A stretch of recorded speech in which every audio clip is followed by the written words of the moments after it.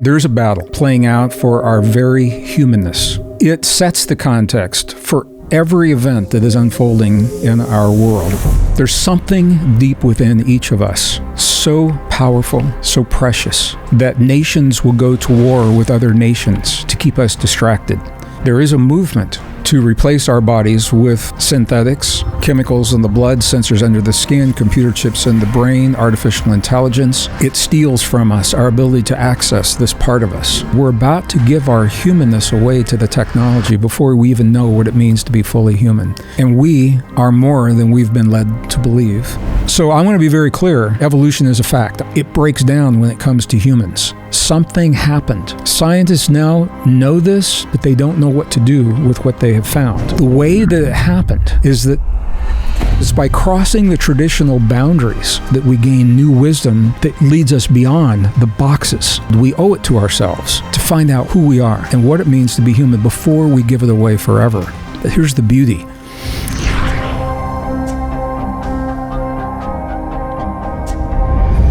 Hey everyone, welcome back to Know Thyself. Today we have the pleasure and honor and privilege to sit down with a 5-time New York Times bestselling author, a former geologist by degree, and somebody who is an international educator in human potential and social politics and science. And he's one of the most prominent, pivotal thought leaders, I personally believe, for giving context of where we're currently at right now in terms of humanity, where we come from, where we're going. And this conversation is going to be filled with reflections on transhumanism, the fight for our own divinity and humanity.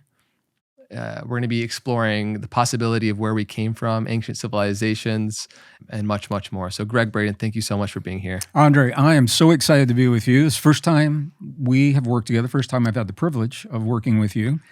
This is completely unscripted. I have no idea where we're going to go, and that's what makes it so exciting. And if I can say, it's a very auspicious day. The eclipse happened on my drive over and set the tone for everything we're going to do today. So thank you for the invitation. And my brother, this is a dance. I'm going to follow your lead. Yeah, absolutely. Well, let's follow the powerful energy of the solar eclipse today. And, I want to start out with this reflection and hear your thoughts on what is this battle for our humanity and our humanness that is such an important reflection as the inevitable advent and rise of AGI and merging of technology with human biology is upon us and is happening day by day now. New things are unfolding. I would love for you to set the context of what that battle is. You know, it's a perfect place to begin because truly it is the umbrella under which every event, bar none, in our lives and our world is unfolding. There's a battle. It's an ancient battle. Some people would frame it as a battle between good and evil, or light and dark, originally perceived as good and evil. Ultimately, light and dark are simply energies until we give them the significance that we give to them. But there isn't an ancient battle playing out, but it's not an obsolete battle. It's playing out before our very eyes today. And it sets the context for every event that is unfolding in our world. And so this is a perfect place to begin. We all know there's a battle for our thoughts. That's obvious. If you watch any network news, we've got commentators trying to tell us what to think and how to perceive the events in our lives. Most people know that. There's a battle for our beliefs. It's been playing out for a while in mainstream classrooms, mainstream textbooks. For example, how did the universe begin? Is it a conscious and intelligent beginning, or is it an inert, dead, random process that we're living in? How did we begin? And we'll talk about this. Are we the product of random mutations and lucky biology, as we're led to believe? Is there something else going on there? Those things are important, but they're all part of an even deeper battle.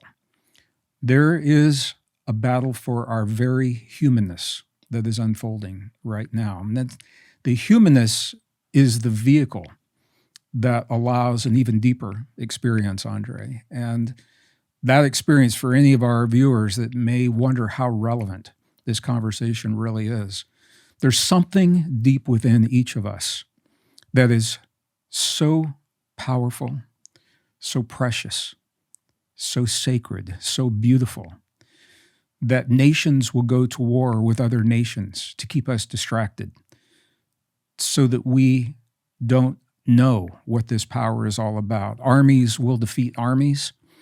Pandemics will be unleashed.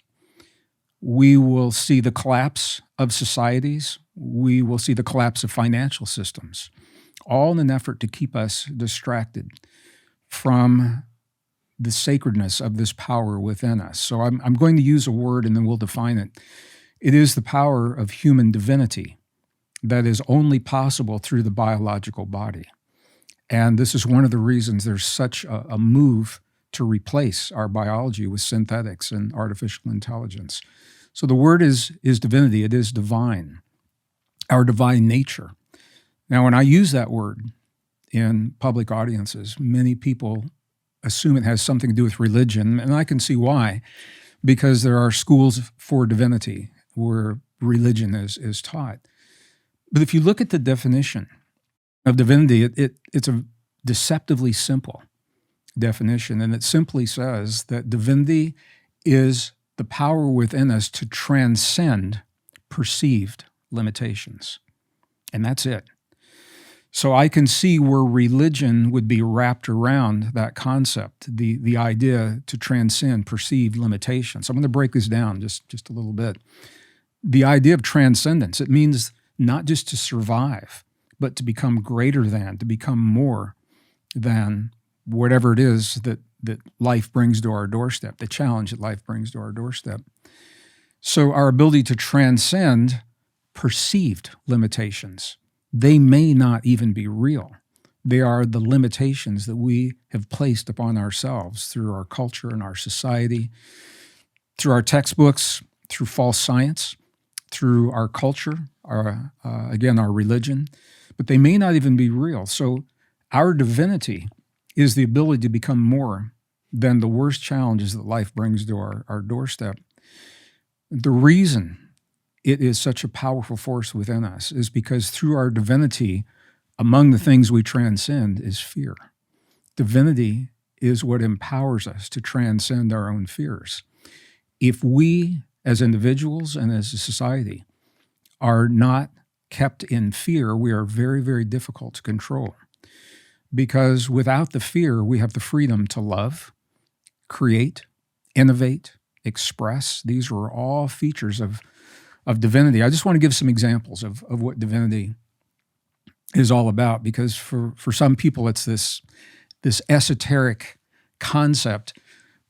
Everyday divinity, we express it every day in our lives. I had the opportunity, 2016, went to the Grammy Music Awards, and they held them in New York that year.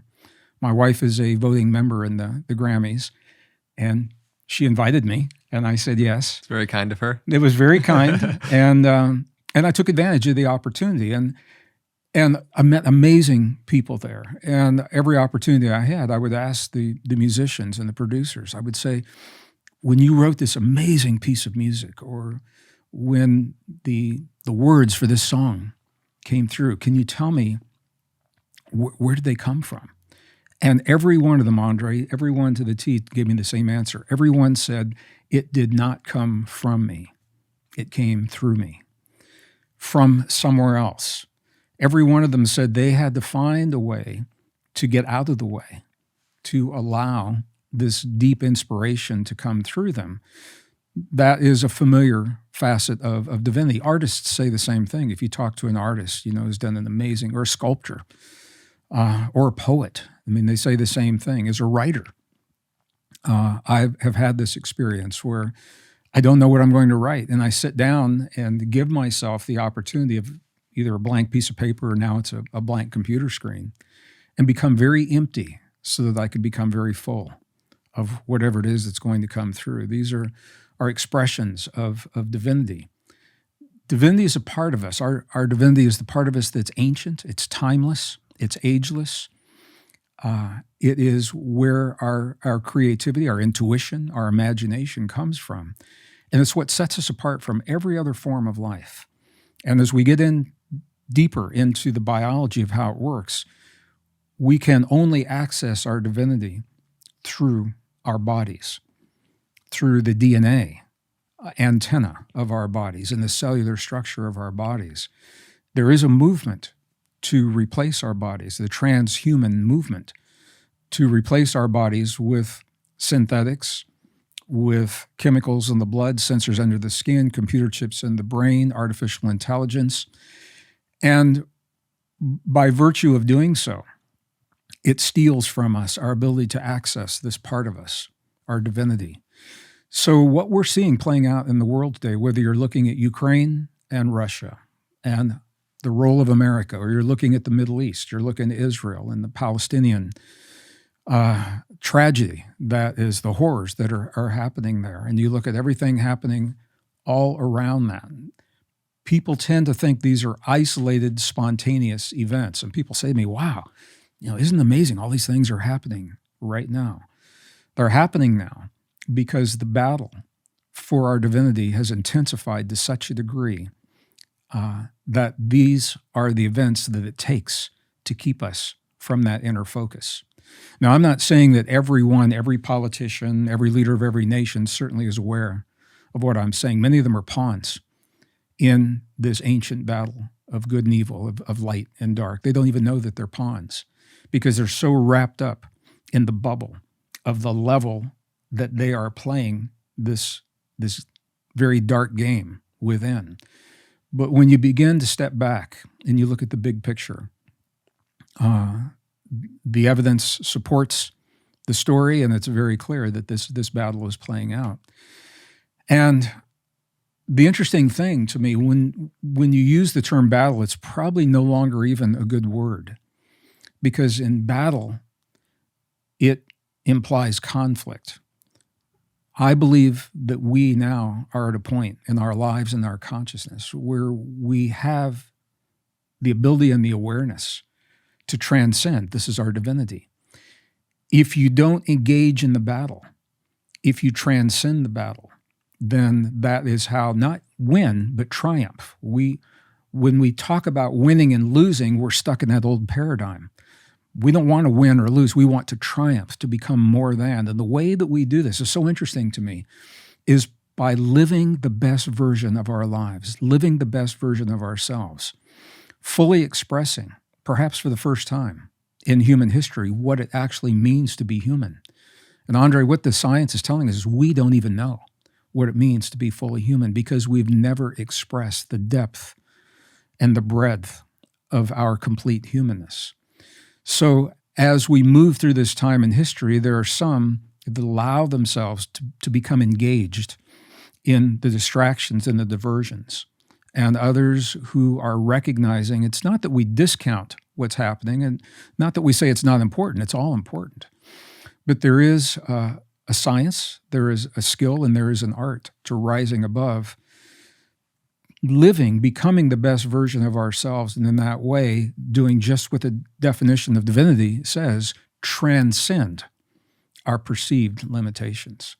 So I'd like to say this to set the context. Everything we're seeing in our lives today, even the things that so many of my friends, the social justice things that are important and they're really wrapped up in, for example, in the United States, the pronoun conversation. What pronouns are we using? The transgender conversation, abortion conversation, gay rights conversation. All these are important, but if you look closely at what's happening, the races, black against white, Christian against Muslim, Jew against Muslim, the rich against the poor, these are all really important conversations that go right to the gut, man. They cut right to the core of our most primal instincts. And if we don't know how we are being engaged, then we will respond on that primal level. They're important conversations. They have been skillfully weaponized to divide us and keep us separate from one another, to break the social bonds that have always kept families and communities and societies and nations together. There's an intentional effort to break those bonds, and sadly, it appears to be working well to some degree because we're allowing it. We're allowing ourselves to be played, to be pawns in this ancient game. So the conversations are important, and I don't want to diminish the significance of those conversations. It's also important to recognize that the topics have been weaponized, and rather than having conversations in kindness to become closer as brothers and sisters in the global family, the differences that we used to celebrate as our strength have now become the differences that are being used, being weaponized to divide us and keep us in our fear. And it is divinity that allows us to transcend that fear. So when you think about this, all of a sudden it becomes really clear why a dark power would want to keep us in that fear, because we become powerless victims in that fear. And as victims, we need a savior. And technology is now being touted as our savior. We're being told that we are flawed as humans by virtue of our existence. Emotion is one of our flaws. The inability to make clear, logical decisions without having emotion. Empathy is considered to be a flaw by transhumanists. Sickness, illness, death is considered to be a flaw by transhumanists. And we are programming our young people to believe that they are broken and flawed from the time of birth, and that they are victims of something beyond their control. And if you're a victim, you need a savior. And the savior, we're being told, is technology, computer chips in the brain, artificial intelligence, sensors under the skin, AI that knows us better than we know ourselves. And when you begin to understand the big picture, and I'm covering a lot of ground here intentionally because we'll tie into this. When you begin to understand the big picture, all of a sudden, the power of human divinity becomes something more than a casual academic peripheral conversation. It's front and center for everything that's happening in our lives today. And the beauty is you don't have to know that, but you can simply live the best version of yourself and transcend the efforts to keep us small and separate and insignificant. So does that make sense if I say it that way? Absolutely. It's a long answer to a short question. I think it's important to really set the stage because not everybody also understands to the degree in which this is currently transpiring in society and this fight for our own humanity. And with this transhuman movement and the exponential rise of various technologies from food engineering to CRISPR technology, gene editing, AI, there's both incredible promise that these technologies brings in solving a lot of issues that is incredible.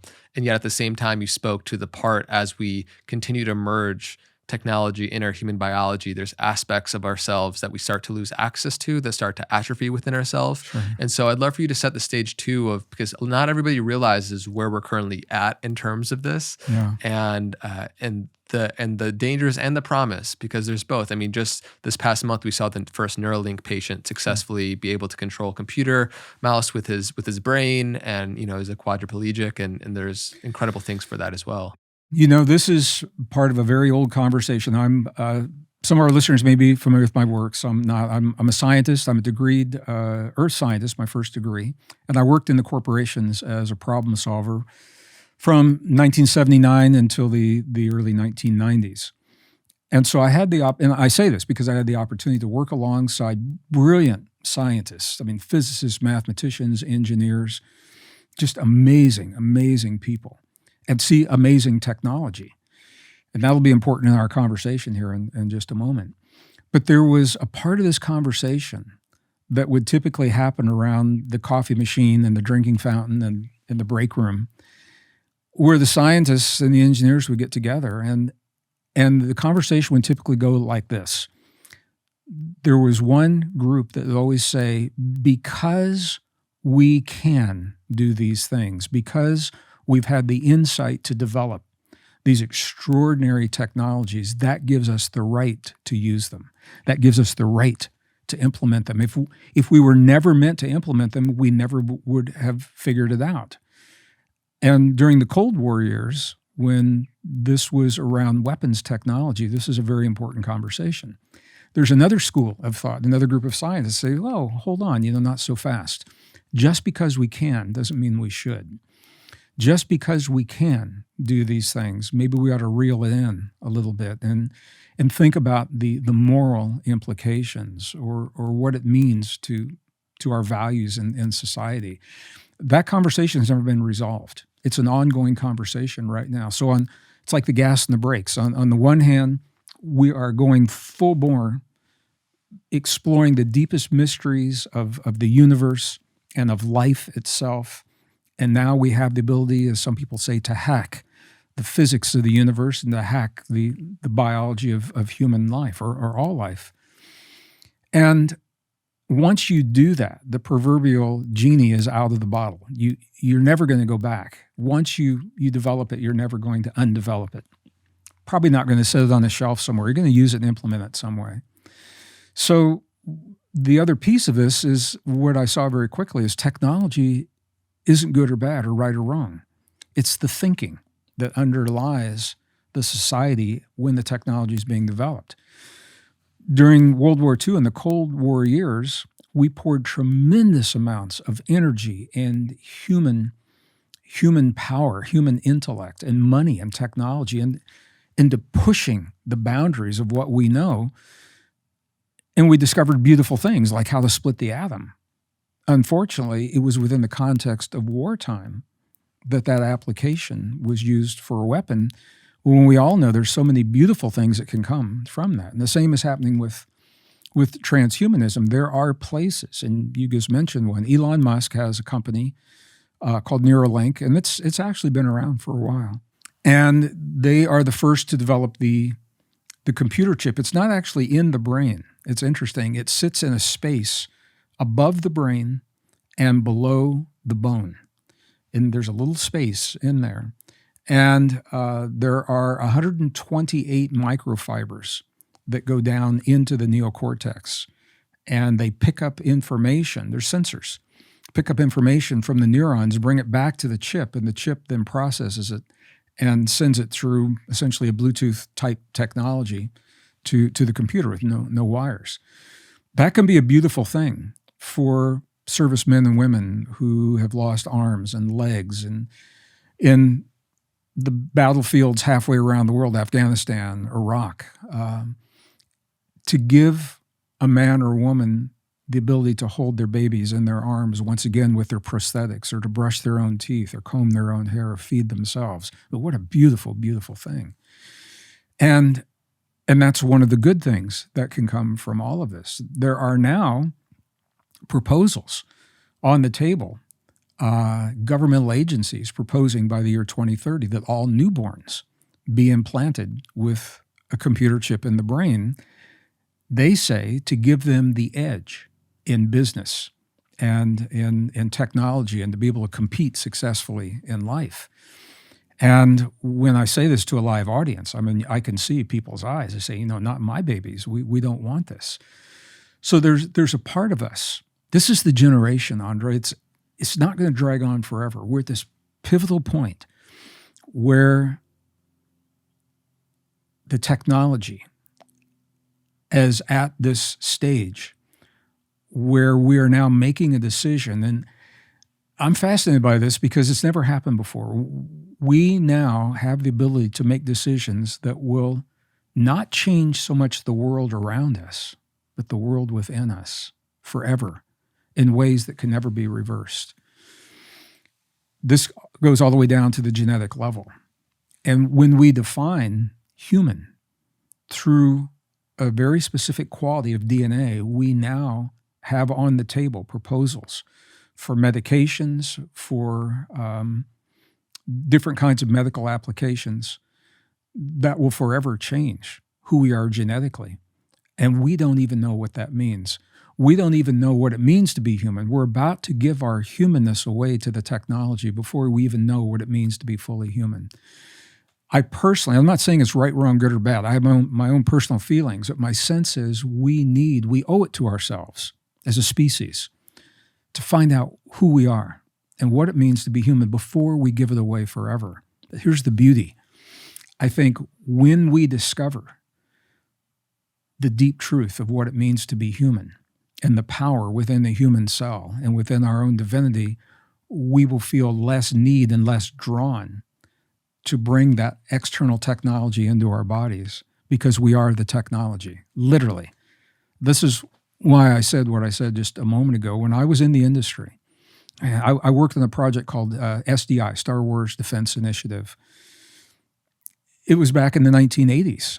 And even then, we had the most amazing laser systems and radar systems and communication systems and computer systems. And who knows, where they are now. They've come so much further. But here's the thing, as advanced as every one of them were, I have never, to this day, I've never seen a technology developed outside of our bodies that doesn't mimic what we already do in some capacity within the cells and the systems of our bodies, except we do it better. We do it better. And so that's a big statement. Let me just share what I mean by that. Let's take computer chips in the brain. When I'm with a live audience, and a lot of young people come to our programs, and they've been taught to worship the computers, and the AI and computer chips are God. I mean, literally, that's what they've been taught. And when I say to a young person, and I have a really very honest conversation, computer chips are fast. Absolutely, they're fast. Efficient, totally. I mean, I'm with you on that. I was a senior computer systems designer for a company called Martin Marietta Defense Systems. And I was with the computers day and night, and they are impressive machines. So I'm not denigrating that in any way. But here's the thing. A computer chip will always be limited in its function by the physics of the stuff it's made of. So the atoms of silicon, for example, the space between those atoms only allows information to travel so fast between that space. And once that limit is reached, it can't be scaled.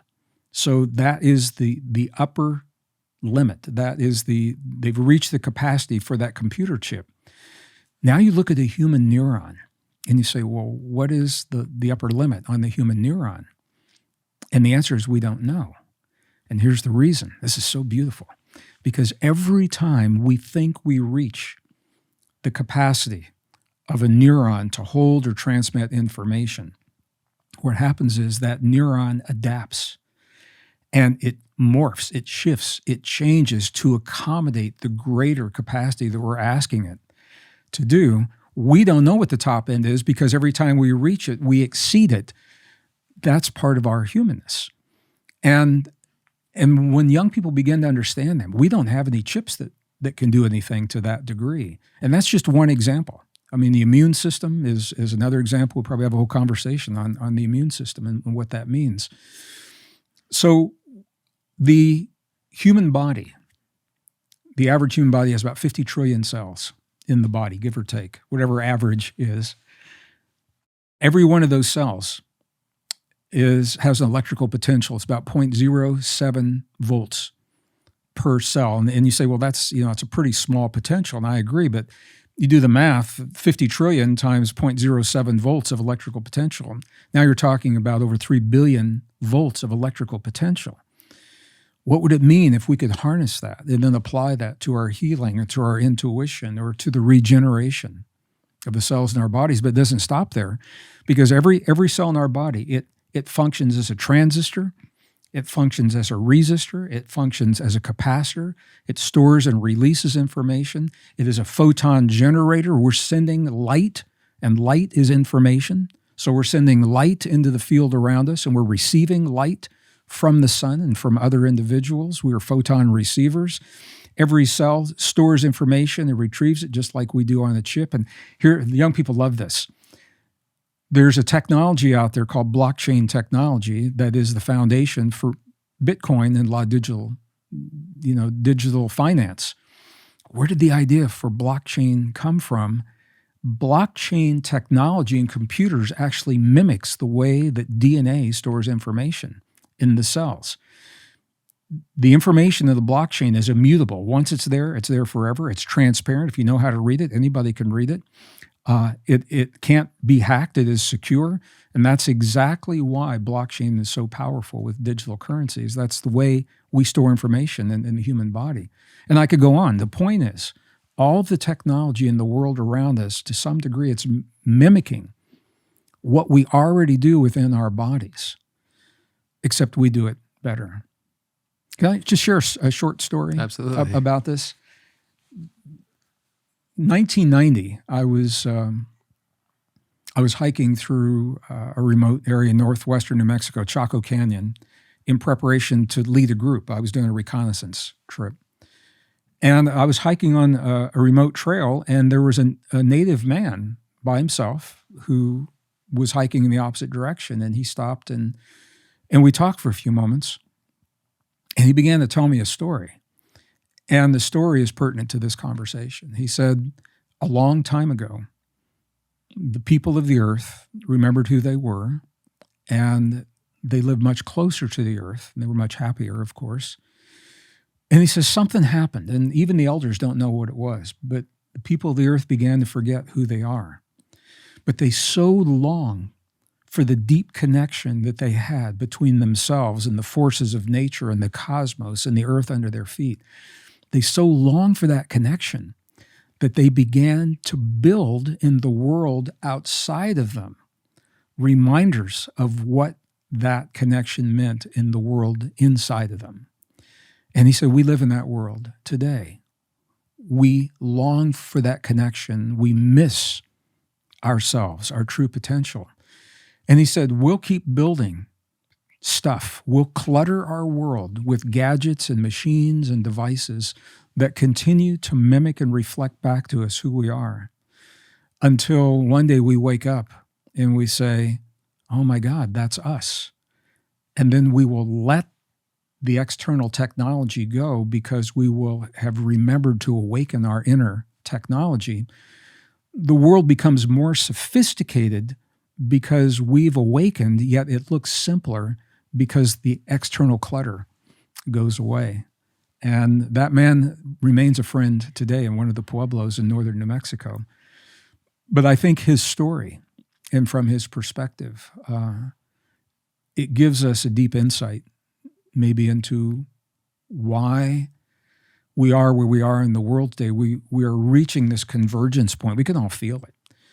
It's like a rubber band. It's just stretched so far. Something's going to give. And in probably many different ways, many things are going to give, because it's unsustainable. But part of that is we're beginning to come back to ourselves and to understand who we are and what our potential really is. And that we are more than the machines that we have built, more than the AI, more than the computer chips. And so this is a decision now that we have to make as a society. Are we willing to give ourselves away to the efficiency and the speed of a computer chip at the expense of losing the power of human emotion, of losing our ability to have empathy and sympathy and compassion for another being? Are we willing to trade those things in for efficiency and speed? And that's a question we have to answer as a society. And it's a question that the transhumanists would say yes, in order to increase longevity, potentially towards immortality, enhance cognitive capacities, that these things such as human emotion and a lot of these things that we're speaking to are worth giving up, which is a scary thought. I want you to dive, if you will, a little bit deeper into how our DNA is spiritually linked to us. Sure. And how these chips and tinkering with the DNA in many ways can lessen our connection to that information pathway to our divinity. We're at this dangerous place in technology where we know just enough to mess things up. We can edit and hack human DNA. What we don't know, Andre, is we don't know the implications of what we're doing, because science and scientists have yet to fully understand what it means to be human. And one of the places where I think this is coming to light the quickest, and this is how science will learn. Science eventually will have, if science is to remain valid, science has to come to terms with the fact that there is something beyond the human body that is not being accounted for in the scientific models. I'll just say I grew up in northern Missouri, And when I started school, I had the opportunity to see Albert Einstein's brain. When he died, they took his brain from his body and they preserved it in University of Kansas. And they thin sliced it to see what made his brain so different from everyone else, what set him apart from everyone else. And what they found was it looked pretty much like anyone else's brain, with one exception. His brain had way more folds. When you take all those folds and you stretch them out, it means he had more surface area to his brain. And that surface area is more neurons. Neurons, we now know, are essentially biological antennae. We don't store memories in our brains. We don't store memories of our loved ones in the neurons in our brain. The neurons are the antenna that tune to a very specific place, a vibratory space in the field that scientists now know connects all things. 2012, the scientists at CERN, the superconducting supercollider in Geneva, Switzerland, they announced, yes, there is a field that underlies all existence. Esoterically, we had known that and talked about, and everybody said, well, yeah, sure, there's a field. But the scientific community didn't acknowledge that until 2012. That wasn't that long ago. So there's a field. It is a subtle energy field, and information is stored in that field. Our neurons are the antenna that tune to very specific places in that field. DNA does the same thing. So, for example, when we want to learn something new, if you're trying to learn a foreign language, or I'm a musician, you're a musician, we're trying to learn a piece of music, and we're trying to mimic what somebody else does. And the first few times you do it, you go through the motions and it feels awkward, or you're speaking a foreign language and you're saying syllables that just sound weird. All of a sudden, you wake up one morning and, man, you're thinking in Spanish, you're thinking in French. Or all of a sudden, you wake up one morning and you're playing like Steve Vai, my hero, on the guitar. And people say, well, what happened in that time? Well, this is fascinating to me. If you watch the time-lapse photographs of neurons trying to connect, neurons are very social cells. They want to hook up, and they're looking for another neuron to hook up with. That doesn't happen instantly. It takes about 72 hours, about 3 days, for the dendrites to connect and find others. So here's what's actually happening. It is the act of you or me or anyone watching this to learn something new, to become something more, to better ourselves, to become something more in the next moment than we were in the last moment. That drive, that compulsion that we feel is the trigger. It's the command for the neurons to find other neurons to create the antenna that tunes to the place in the field that holds what we're asking ourselves to master. Does that make sense if I say it that way? It's amazing to see this happen. And this is why a lot of young people today, new generations, their parents will say, man, my kids, they're having a hard time learning because things don't come quickly to them. They want to learn right now. And what I say to them is stay with it and allow the process. Give them 3 days. Ask them to stay with it for 3 days and see if it doesn't get better. And it does, whether you're trying to learn math, science, art, music, a language, whatever it is. So this is important. We need our biology to connect to the information in the field. Divinity is part of that information. Our intuition, our creativity, what some people call your higher self when you're praying or when you're meditating. What you're actually doing is your physiology, what our ancestors called the temple. This is the temple, the vessel that holds the antenna. We are communicating with that part, that place in the field where many people have come before us and are also communicating with that place in the field. This is why when you begin to replace the natural biology with synthetics, there are no longer neurons. There's no longer DNA.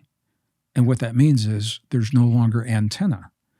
So we still may function in this physical world. We have now been veiled. I don't want to say it's completely lost, but the access is veiled, more difficult to get to for our intuition, our conscience that knows what's right and wrong and good and bad, and the ability to communicate with other forms of life on subtle levels, other dimensionalities on subtle levels, the ability to meditate and elevate ourselves in those levels. All of that innovation, creativity, imagination, all of that begins to atrophy. If we don't use, and this is the danger, and the science is showing this, if we don't use those parts of ourselves now, so for example, computer chips are put into the brain, into the neocortex, and they begin to replace mirror neurons. And we'll talk about mirror neurons a little bit. It's a class of neuron. What the studies show really clearly is the new discoveries is that the human brain continues to produce neurons until the last breath we take on this planet. We used to be told, when I was in college, I was told, you've got X number of neurons, and every time you drink a beer, you're going to lose a bunch. So that was the leverage, not to have a beer or whatever it was you were doing. Now we know that's not true. That we continue to produce them until the last breath of life. However, and this is the caveat, if a new neuron is produced and it is not engaged in a meaningful way, within about 14 days, it will atrophy and die because it feels like it's not needed. If we have AI virtual visors in our children that are entertaining them, everything is being done for them. So you got a 3-year-old sitting on the floor in the living room after breakfast with a visor for hours, watching extraordinary scenes and vivid colors and sounds they would never see in the natural world. But here's the thing, it's all being done for them. They're not engaging their imagination. They're not engaging their creativity. They're not engaging their problem-solving skills. All they're doing is being entertained. And what happens is the brain cells that are not engaged begin to atrophy. So now psychologists are publishing papers of young kids that are doing just this, and they have cognitive impairment because everything from motor skills to language to socialization, the visual cortex is thickening because that is the part of their brain that's being used. When we fail to engage our divinity in a meaningful way, those parts of us begin to atrophy in one generation. The next generation, your body says, we didn't use these much. Maybe we don't need this anymore. And it becomes an appendage of a skill that we used to have. This is how you lose a species. It's exactly how you lose a species because it's happening on the genetic level as well, with reproduction, with immune response, all of these kinds of things. So the point is that it's through our natural biology that we have access to our divinity or to our ability to transcend our perceived limitations. When our natural biology is replaced, then those skills either begin to atrophy or we lose access altogether to that field. We're still alive. We may no longer be human. If we define human through DNA and as homo sapiens, we may become something very different. One of the directors of research at Google Technology, Ray Kurzweil is his name. He's a futurist. He's a visionary. He's been around for a very long time. And I'm just going to share his perspective, and it's not out of disrespect for Ray Kurzweil because he's a technologist. So he's just looking at the technology and what's possible. And what he says is by the year 2030, 2035, we will no longer be pure human. He said, when you talk to another human, we'll be talking and we will become some degree of hybrid between external technology, artificial technology, and natural biology. And he believes this is moving toward what he calls the singularity. The singularity is where we become the technology that we have embraced within our bodies becomes so dominant that we now are part of the internet of all things, that we are surveilled, we are tracked, our vitals are traced. AI is determining our lifestyles, what we can eat, what we can purchase, how we travel, where we travel, all of that. He says between 2035, 2045 is when he expects what he calls this singularity to occur, where that used to be an interesting scientific concept until political powers began to propose now the policies that are actually implementing these very things. So we've seen this since the year 2019, right before the pandemic, when the World Economic Forum, the unelected officials of the think tank that has been around since 1971, they've always gotten together once a year and, they sit back and talk about what they think the world should be. And I have no problem with that at all. What happened in 2019 is that they signed a formal agreement with the United Nations. And the UN has a program called SDG 2030, Sustainable Development Goals for 2030. 17 goals they want to implement by the year 2030 that they believe make for a better world. These are unelected officials. You and I have no say, and what they're proposing changes every facet of our lives, typically in a way that is about contraction and loss of freedom rather than expansion and the gaining of freedom of expression of life. So the UN has been trying to implement these policies, and they've had a slow start. They're not where they would like to be because they're not popular. The World Economic Forum has had these ideas. They don't know how to give them traction. They signed a formal agreement in 2019 for the UN to use the Sustainable Development Goals as the implementation arm of many of the World Economic Forum ideas because they are so closely aligned. And all of a sudden, those abstract ideas that sound like a dystopian scientific future from a really bad movie are now showing up for votes at the United Nations. They're being proposed to the United States Congress through different forms of legislation, state and federal levels.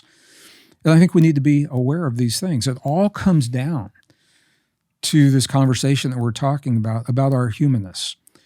Do these ideas, do they give us freedom of imagination, creativity, and expansion of life and health and healing in the body? Or do they want to control, contract, confine, and limit our expression of all of those things? And when we begin to see the answer to that, we can see the thinking and where this is going. But I want to mention may I mention one more thing? No. Okay. I'm just kidding. Go ahead. Well, here's how science, I think, is going to come to terms with the fact that there's something so much more than we've ever been led to believe, and it's through their attempts to clone life. We've all heard of Dolly, the sheep in the UK that was cloned, the first successful cloning. And for most people, the story stops there. What they don't know is that Dolly, the sheep, at first looked normal and at first looked like any other sheep. She actually conceived and had 6 offspring. But prematurely, her body began to break down, and she died at about 50% of the lifespan of her species. And they thought, well, maybe this is a one-off. Maybe it's a fluke. They've done a lot of experiments, other sheep, and now they're doing this bovine, cows as well. Same thing is happening. Their bodies prematurely break down and they succumb to really strange diseases that are not typical, either for that species or for that age in the species. And they can't figure out why. And they're saying, okay, we took a cell, and now here's another identical cell. Why wouldn't they live the identical life? It's not the identical cell. And this is where I think science is going to have to come to terms with this. So at the risk of too much detail, let me just go into a little bit of detail about how a clone actually works. It's fascinating. Because what they'll do is they'll take the egg from one sheep, for example, and they will remove the DNA in the nucleus and put in the DNA of another sheep into that nucleus and allow it to grow. Here's what they don't tell you. Not all the DNA is in the nucleus. Some of the DNA is outside of the nucleus. And there is a communication that happens between the DNA, an energetic communication that is established. When the term is enucleation, when they take the DNA out of that nucleus, put in another form of DNA into that nucleus, they left the DNA outside of the nucleus. Now, those two realms of DNA are no longer in communication. They can't, and the role that the external nucleus is playing to that internal nucleus of information sharing as a template for longevity, that communication now is lost. So that is at least part of the reason why the premature breakdown is happening. This leads into a realm that the scientific community doesn't want to go there, is that there's more than a chemical conversation going on. It's an energetic conversation. And it's that energetic conversation that gives us our humanness, because our DNA is the antenna. It's a vibratory antenna in communication with a part of us that is ageless, that is timeless. It's the part of us that does all the things that we've been talking about, that allows us to have what some people consider God-like skills, God-like abilities, because they are the kinds of abilities that we've always attributed to our super people, Wonder Woman and Superman and things like that. These the ability to heal on demand, to create resilience on demand, to longevity enzymes, or what some people call anti-aging enzymes on demand. Over 1,300 positive biochemical reactions. We have the ability to self-regulate on demand in a way no other form of life can do. That's part of our divinity. We begin to lose that when we give our humanness away to the technology, to the AI, to the computer chips, chemicals in our blood, gene therapies to enhance immune response. We're just on this edge where we know enough how to implement it. We do not know and have not taken the responsibility to explore ultimately what the implications are. And we're going to have to come to terms with that as a society and as a civilization. And it's going to happen in this generation. It cannot last, another 5 generations. It's right now. This is up for us. And I'm very passionate about this because I believe that we're worth preserving. There is something, and we can get into this deeper, there's something so precious and sacred about our humanness that has never been given to any other form of life that we know of today. Now, there are many forms of life, I'm sure, throughout the cosmos, and maybe it happens somewhere else. But to the best of my knowledge, we're it, and we're all we've got. And if we lose ourselves, if we lose our humanness, we'll never get it back. And the cosmos will never know what it means for us to be fully human on this beautiful planet, this beautiful world we live in. And those that want to steal our humanness have a very different objective and very different ideas. And I think it's important for us to recognize that this is happening in our lives right now, not to be afraid of it by any means, but to be aware and to celebrate our humanness and be aware when policies or people are asking that we allow them to lead us in our lives, elected officials. What do they stand for? And look beyond the things that are being weaponized to divide us. Look beyond those primal, look beyond LGBTQ, and look beyond transhuman, look beyond abortion, look beyond, these, where are they coming from in terms of their humanity? And that, rather than a popularity contest. And that is a very different way of thinking for a lot of people. And I catch heat sometimes for saying that. But if we don't say it now, Andre, we'll never be able to say it. Because within these next few years, either through executive orders or through corporations that are running a lot of what we do and what we eat and how we live, we are going to be pushed into the space where we are being invited or compelled to give our humanness away. And I know it's happening, and I'm still impressed at how sexy the marketing is when I see the marketing and how they appeal to the young people with the images, the videos and things like that. Young people that have never been taught to respect themselves and their bodies and how precious they really are, who wouldn't go for it? Who wouldn't want a computer chip in the brain that allows you to do your gaming without a wire hooked up to your computer, man? Who doesn't want that? So I think our work is cut out for us. And it sounds complex, and for some people it sounds scary, but I think it's very simple. And what it is we make it a point to inform our young people of how special they are, how precious their lives are, to be very aware of what they put into their bodies and what they put onto their bodies, and to help them to understand that their uniqueness is cherished and wanted and needed in the world and can only happen through their natural abilities, not the uniformity of computer chips and AI. So that was a long statement. So what do you think? It was wonderful. Thank you for just giving all that context and all the nuance and tangents. I think it really helps us understand where we're at with it. I don't think most of us, including probably to many degrees us in this conversation, know to which degree how exponential this technology is evolving, much faster than regulatory agencies would be able to do anything about it.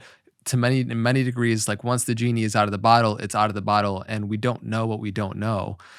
I think we can erroneously attribute malice to where ignorance would suffice. There's that saying, we simply don't know what we're fully doing. Sure. And I've heard you share many times how the more that we truly know who we are, the less we fear the change that is coming. The issue is that so much of us, we don't know who we are. We don't know what the real potential is within human biology, the human spirit. And I love how you reflect on the importance of seeing the stories that we're telling ourselves about what is coming. And so you opened up a lot of avenues and a lot of doors of where we're currently going with this exponential rise of technology, of doing it to a degree where we might not understand the effects that it's having to our human divinity and a lot of these aspects which people would see as superhuman that we have on demand within us. And so I just want you to reflect, if you will, a little bit more about the story that we're telling ourselves about what is coming. Sure.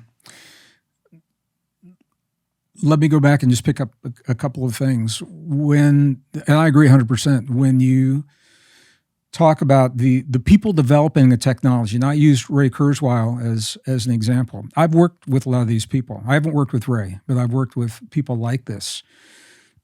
And they're techies, and this is it. And they're in their element.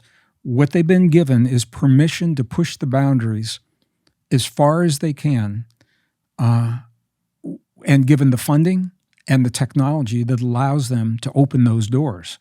Now, I have had conversations with them, and I'd say, well, what does this mean for society? What does it mean for a family?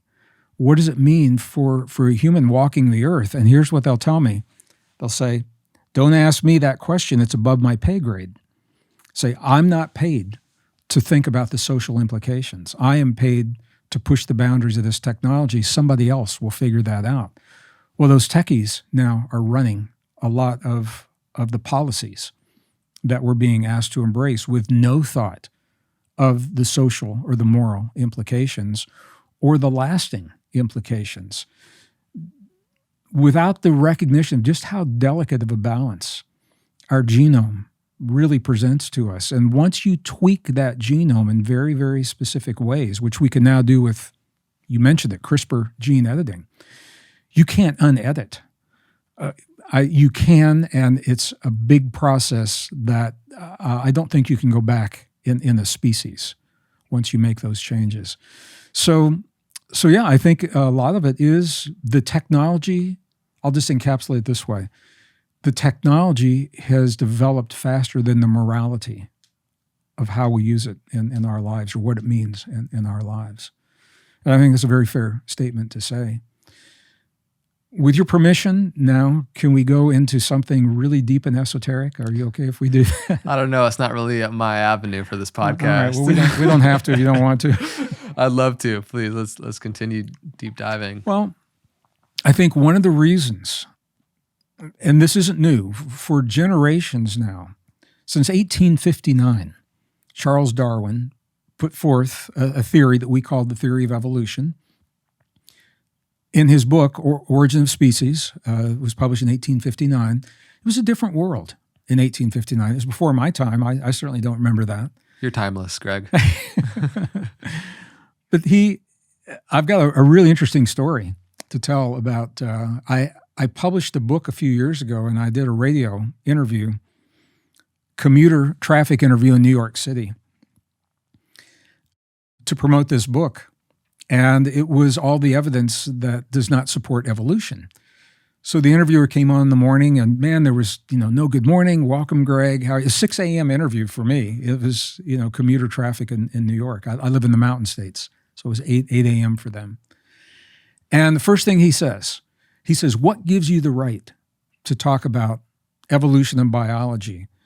And I said, I thought he was kidding. I said, excuse me? And he says, you're only a geologist. What gives you the right to talk about biology and to question Darwin's theory of evolution? And then I knew he was serious. And I said to him, my brother, do you know what the profession was of the man who developed the theory of evolution? Do you know what Charles Darwin's profession was? And he said, no. And I said, he was a geologist.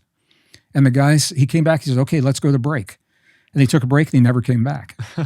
So that was the end of that conversation. The point is that Darwin, where I think Darwin made the mistake, was he took what he saw with one form of life, one species of birds, in one location of the Galapagos Islands, in one moment in time, 1853, and he took what he saw happening there and generalized it for all life at all places throughout all time, including humans. So I want to be very clear that as a geologist, evolution is a fact. I've seen it in the fossil record. I have excavated those fossils when I was in school. And I believe in the theory of evolution. It breaks down when it comes to humans. Something happened to us that's not accounted for in our study of evolutionary biology. It happened 200,000 years ago when the first anatomically modern humans is what they're now called. AMH is the acronym, anatomically modern humans. When the first AMH emerged on our planet, we now have the ability to extract the DNA from fossilized remains of ancient forms of life, including forms of life that we used to think were our ancestors. And when you compare their DNA to ours, now we know that we did not descend, for example, from Neanderthal. We may have some Neanderthal DNA, some people do, especially in Northern Europe, because we shared the earth with them. We walked the earth with them. They say we probably had Neanderthal boyfriends and girlfriends. We interbred. I was a program not long ago, and I made that statement. There was a woman in the front row, and she said, I still do. I still have a Neanderthal boyfriend. And then the guy next to her wasn't laughing at all, so I got to see the whole relationship workshop, happen right before my eyes. But the point is, we did not descend from Neanderthal. We shared the earth with them. If we walked the earth with them, we couldn't have descended from them. And the same is true for these other archaic forms of life. What the DNA is saying, Andre, and this is a mind blower because we don't have to speculate about this piece. When you compare our modern genome, you take your blood or my blood and you compare that to the genome developed from the fossilized remains of our earliest ancestors, we haven't changed. We showed up 200,000 years ago. We don't know where we came from. We haven't changed since then. Now, we have obviously changed in consciousness. We have evolved in the way we think. But our biology has not changed. We had all of the advanced neural network and all of the ability to self-regulate and all the things that our divinity was available to us 200,000 years ago. The way that it happened, scientists now know this, but they don't know what to do with what they have found, is that there were mutations in our DNA that cannot be accounted for under natural circumstances. They don't happen in nature. With the certain chromosomes? Yes. For example, one of the most profound is chromosome number 2. Human chromosome 2, it's the second largest chromosome in the human body, in the cell. It has about 1,200 genes in that chromosome. Genes are little segments of the DNA. The chromosome is the long strands of DNA, and then the genes are the shorter segments of the DNA. One of those genes is called TBR number 1. TBR 1 is responsible for our brain size. We showed up 200,000 years ago. We got a brain 50% larger than our nearest primate relative. Boom, just like that. It didn't happen slowly, gradually over a long period of time. With a neocortex, I know you've had my brother Joe Dispenza on before, and he talks a lot about neuroscience and the neocortex. The mirror neurons that allow us the ability to envision in our mind an image of what we want to happen in our bodies, and then the mirror neuron feeding the brain and informing the body to produce the chemistry to match what we're seeing in our mirror neurons. That happened 200,000 years ago. Now, some other forms of life have to a lesser extent that, but not like we have. So human chromosome number 2, where did it come from? Well, scientists now know it is the fusion of 2 existing chromosomes. They're fused, on a typical chromosome, and I know a lot of our viewers know this, on the ends of the chromosomes are called telomeres. You hear about this a lot in longevity space, biohacking and longevity.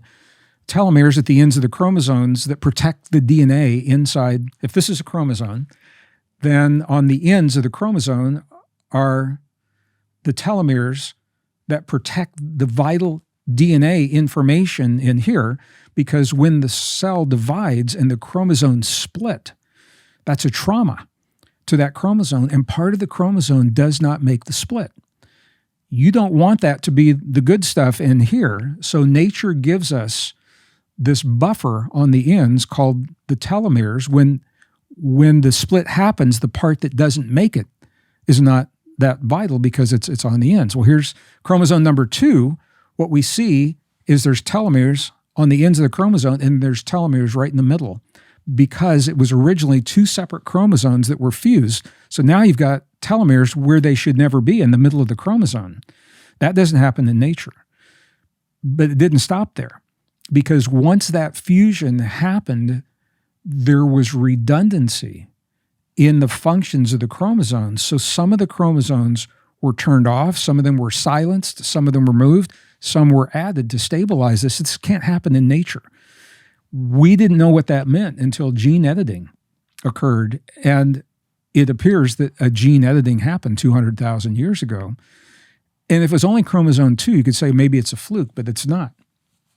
Our ability as a musician, I've always had the question, we share 98% of our DNA with a chimp, for example, 98%. But chimps can't sing. I've always wondered, you're never going to hear a chimp sing Led Zeppelin's Stairway to Heaven.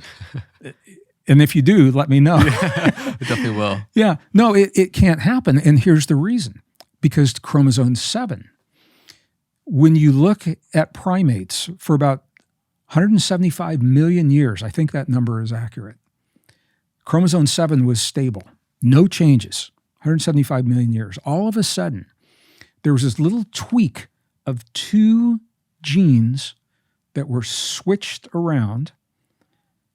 And when that switch happened, it gave us the ability, it connected our tongue and our brain and our mouth in a way that gave us the ability to have complex speech and to sing.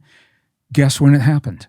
Just 200,000 years exactly ago. 200,000 years ago. And there are other things that happened as well. These things, they didn't happen slowly, gradually over a long period of time, and they typically don't happen in nature. So we begin to see that the odds of this occurring are so small that scientists say it appears that there's been an intervention. That's the word that they use. They don't say who or what, but there's been some kind of an intervention. And this leads to the deep esoteric conversation that I'd like to have, if you're okay if we do that. Yeah, absolutely. I love, because the precision, the timing of this, as you're speaking to, points to something beyond the standard evolutionary model. And I love that Fred Hoyle quote that you gave, that I heard you share as an astrophysicist. British astrophysicist, yeah. Yeah, about a tornado. He said the odds, when he was asked at a conference, he was going through all the math, and somebody in the audience said, cut the math. What are the odds? And he said, let me put it this way.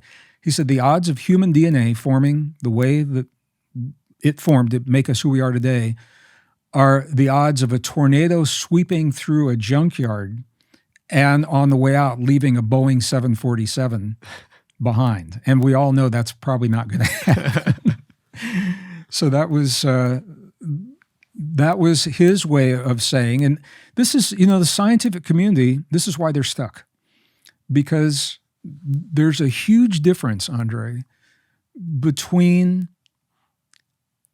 revealing new discoveries and new information and forcing those new discoveries to fit into a pre-existing model. There's a huge difference between doing that and revealing new information and allowing the information to lead to the story that it tells. There's a reluctance in the scientific community traditionally to do the latter. Where the information, and I'm going to go into this a little bit more deeply, where that information is leading takes the scientific community to a place that they are traditionally not equipped to deal with, and so they prefer to avoid it. They're not bad people. I have friends in academia, and I've asked them the question. They say, why can't you teach this to your students? And they're the age I am. I'm 70. So they've been teaching, 40, 45 years. And what they say is, we're going to let the next generation of professors deal with this problem. We would have to change all of our class notes. It makes us look wrong as professionals to have to go back and change the story. And I tell them, I said, no, it actually validates the power of science because it shows that science is so relevant. It's made to be updated as new information comes to light. It's a living story. It's not a static story. So for me, once I began to understand on a personal level that the mutations that give us our humanness cannot happen in nature. Of course, that begs the question, how did it happen?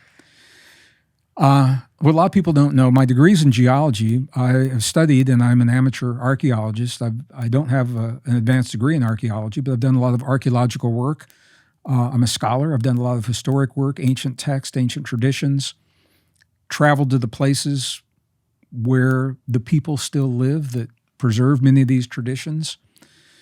And all of that led me to the question, if we are the product of an intentional act that occurred 200,000 years ago, where would we find the evidence of that act? Would it be left on a temple wall in Peru that could crumble after a few thousand years? Would it be in the Middle East on a scroll that could be burned or hidden or destroyed in some way? And then I began to look at my artist friends. And every one of my artist friends does the same thing. When they create something they're proud of, the last thing they do is they sign it. They put their name on it. And I said, if we are the product of an intentional act, it makes sense that who or what is responsible for us would have left a signature, where would we find that? And I was asking this question in the 80s and the 90s. We didn't have the internet. Early 90s, we started having the internet. Didn't have computers like we do now. So a lot of what happened was by hand. My sense was it would be in the DNA of all life. And you say, well, how could a message be written in the sticky, gooey stuff inside of a cell? Because that's the way we're taught to think about DNA. Well,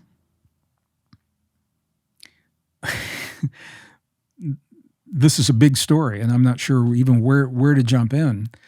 But let me say this. In 2007, Japanese scientists released a report showing that they had stored written information into the DNA of a bacteria. And they chose this bacteria because it replicates quickly, so they could look at hundreds of generations of bacteria and then take that 100th generation, pull the DNA out, and the information was still there. They proved that DNA is a very efficient information storage medium. That was in 2007. The question I had been asking is, did this happen to us a long time ago? And the way it took me 20 years of original research to have the answer that satisfied me, it became a book in 2004 called The God Code, was the name of the book. And the bottom line is this: if you take the chemical codes that make the DNA in our bodies, they're made from elements that you find on the periodic table, and every one of those elements has different ways to represent it. It's got mathematic representations like valence number and atomic weight and atomic mass. Those are all different numbers that represent the same element. Hydrogen, for example. And I began looking at that periodic table and wondering if that somehow would correlate to the ancient languages that have been left for us that tell us who we are. So now I'll shift gears just briefly. There are 4 root or core alphabets that all alphabets are derived from, thought to in one way or another. There were originally 6. 2 of them have been lost. The 4 that remain are ancient cuneiform, ancient Sanskrit, Arabic, that's still used today, and Hebrew, that's still used today. Those are the 4 root languages. One of the great mysteries of linguistics, I'm an amateur linguist, is that every one of the ancient languages has always had numbers that represent the letters. And the science of interchanging those numbers is called gematria. And I want to just make a distinction. This isn't numerology. Numerology is a loose derivative that doesn't follow the rules of gematria. There are 32 rabbinical rules that were laid down in the 2nd century Common Era, CE, AD. They use CE now, Common Era, rather than before and after the death of Jesus. 32 rabbinical rules. And for gematria to be valid, you've got to follow those rules. So I said, if the DNA of our bodies holds a language, is it possible that the numbers could be the common link that would allow us to go from chemicals to letters? In other words, is it possible, can I read the DNA in my body like I read the letters on the page of a book? And the answer is yes. It took 20 years to figure that out. And the information in our DNA is in layers, and each layer has a different code. The first layer is considered as the introduction, just like you would have an introduction into the page of a book. So now what we're doing, Andre, is we're putting on an IT hat. And rather than looking at biology 101, where you have a cell, and in the cell you have a chromosome, and the chromosomes are made of genes, now we're looking at the cell as a library. What if the cell is a library? And every chromosome is a book, and the genes are the paragraphs and the sentences in that book. And that's exactly what's happened. It's a very different way of thinking. And I caught a lot of heat for it in the scientific community. Once I started talking about this, I lost credibility in some circles. And that's okay, because it's by crossing the traditional boundaries that have separated our way of knowing in the past that we gain new wisdom that leads us beyond the boxes. And so I wanted to go beyond the boxes. So what I did by hand initially was I went through and took all the elements in our DNA. It's primarily hydrogen, nitrogen, oxygen, carbon. This is what we are, different amounts. Hydrogen, nitrogen, oxygen, carbon. I looked at all the numbers that represent those and made a list. About that time, computers became popular and the human genome was now available on a computer.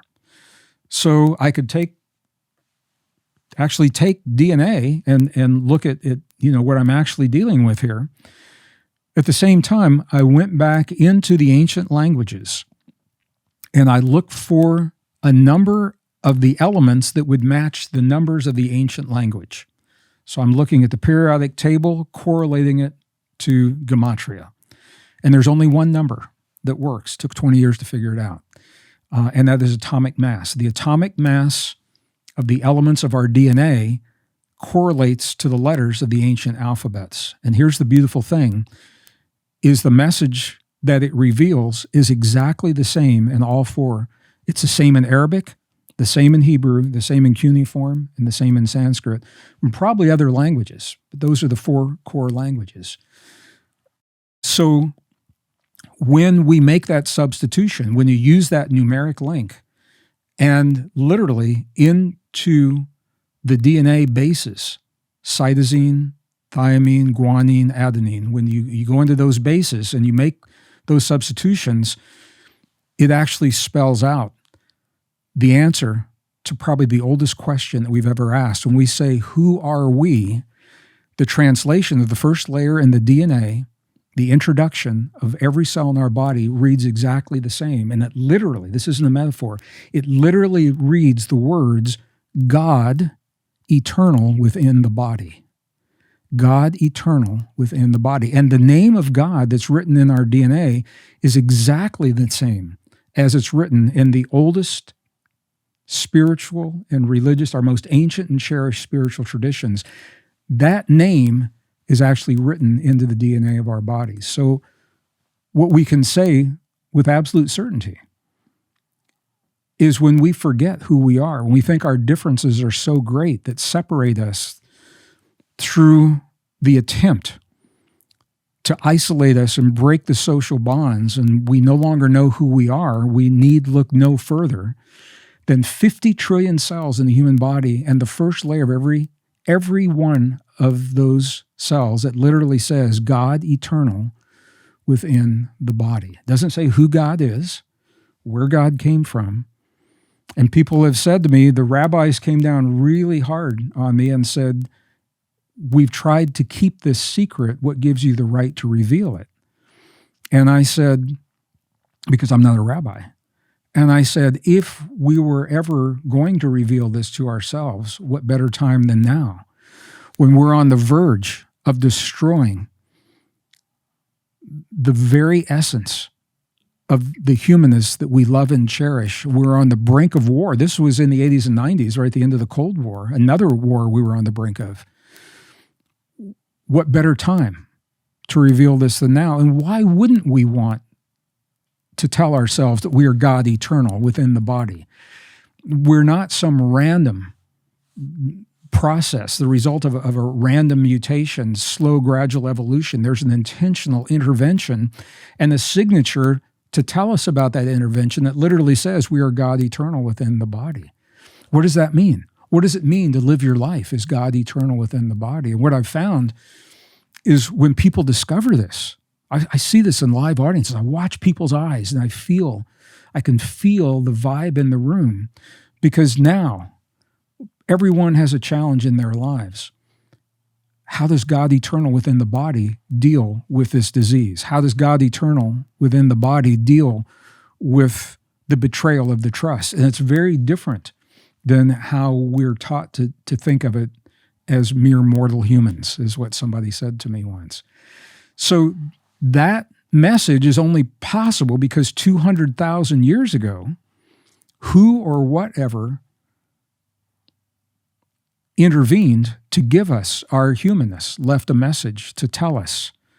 And it's only now, when we arguably are on the brink of global war, this is the year 2024 in the spring, when the technology is being developed so quickly and we're being encouraged to give away our humans and literally replace our bodies with artificial substances and chips and AI and gene therapies, only now that same technology comes full circle and says, this is who you are.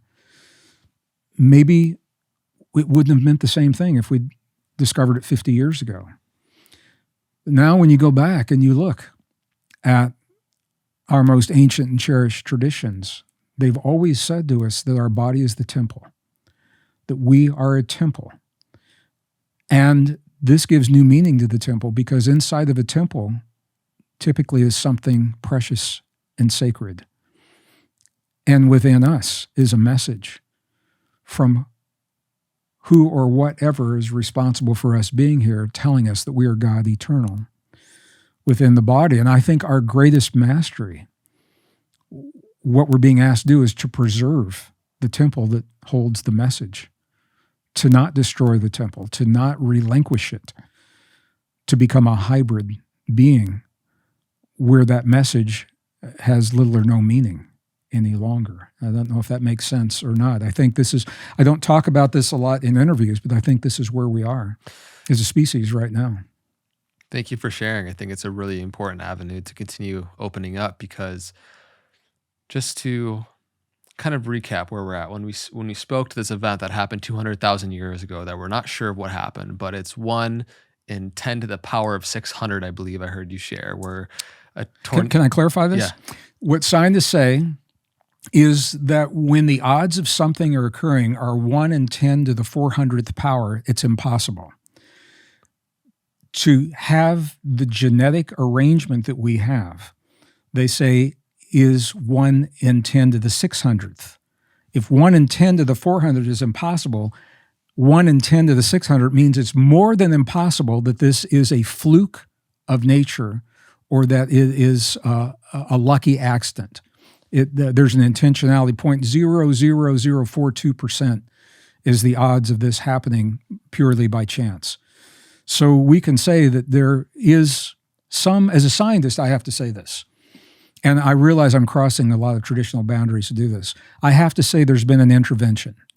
Now, where this gets really interesting is, as an amateur archaeologist, every culture that I've ever studied, now I have not studied every ancient culture, but every single one, not one of our indigenous ancestors says that we are the product of long, slow, gradual mutations over a long period of time.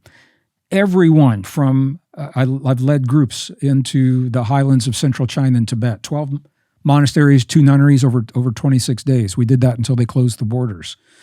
The Bedouins in Egypt, the Sadhus in Nepal, the Quechua Aboriginals in Peru, the Aboriginals all through the American Desert Southwest. Everyone has a creation story that says we are the product of an intervention, that we are much more. We're not what we've been told. We're so much more than we've been led to believe, and that we are part of a global family. We have a global family awaiting for us when we reach the point where we accept our humanness, when we embrace the deep truth of what it means to be human. That's the gateway to the reunion with a greater family. This is interesting because we now know that in recent times, within the last couple of years, there's a disclosure process that's trying to happen on a governmental level between us. Disclosure means something that it means to CNN, or Fox News or MSNBC. The reluctance to come forward with the evidence that is being presented. I think one of the reasons for that is because once it is actually admitted, what we all suspect, that we have that communication, that we have technology from beyond this world, it opens the door to our origin and to the truth of our origin and to the power of our divinity, which is counter to the narrative. Divinity is about expansion and freedom and localized living of health and healing. What's being pushed on us right now is centralization, control, contraction. And you don't hear so much in mainstream about taking care of the body. It's here, take this to fix the body that you've broken by living the life that we've given you, eating the food that we've given you, or what they call food. So it's a very, very different narrative. So everything we're talking about even goes down to what's happening with disclosure. And it's all part of, once that happens, that speaks to our divinity. That speaks to the battle between good and evil. That speaks to the freedom of our humanness. So it's not separate from, I think it's a big part of it. And that's why there's so much resistance to it right now, in my opinion, in one man's opinion. Yeah. So, of course, we're exploring things here that we're not, we're examining some various different possibilities at something that is apparently beyond impossible to have occurred 200,000 years ago. But somehow there's consilience around all of these ancient sites and civilizations, back to ancient Sumerians, to the Egyptians, that have similarities in their creation story, even going to the book of the Sefer Yetzirah, the book of creation, that gives this ancient Hebrew text that shares a kind of eyewitness moment of what happened for that moment of creation, with the understanding that, these are all possibilities. What do you feel like could have happened actually 200,000 years ago? What kind of intervention possibly would have occurred? There's these depictions of these beings with elongated skulls. There's these various stories from different ancient wisdom traditions that say various different things, but there all are a lot of similarities. And so what do you, to the best of your ability and knowledge, feel like could have actually happened? Well, from a scientific perspective, I believe that a form of gene editing happened where we were infused. You go back to chromosome number 2, what I didn't say, because it wasn't part of the topic in the moment, chromosome number 2 is the fusion of 2 pre-existing chromosomes that were in primates here on Earth at that time. They weren't humans. So 200,000 years ago, it appears that the most evolved species on Earth was selected and infused with genetic material from a higher, more evolved species that we call gods, and we are the product of that. We have the muscle strength, and we have the bodies, the physicality, and the sexuality of the forms of life that were here on Earth infused with the DNA, and now bear in mind, the DNA is the antenna.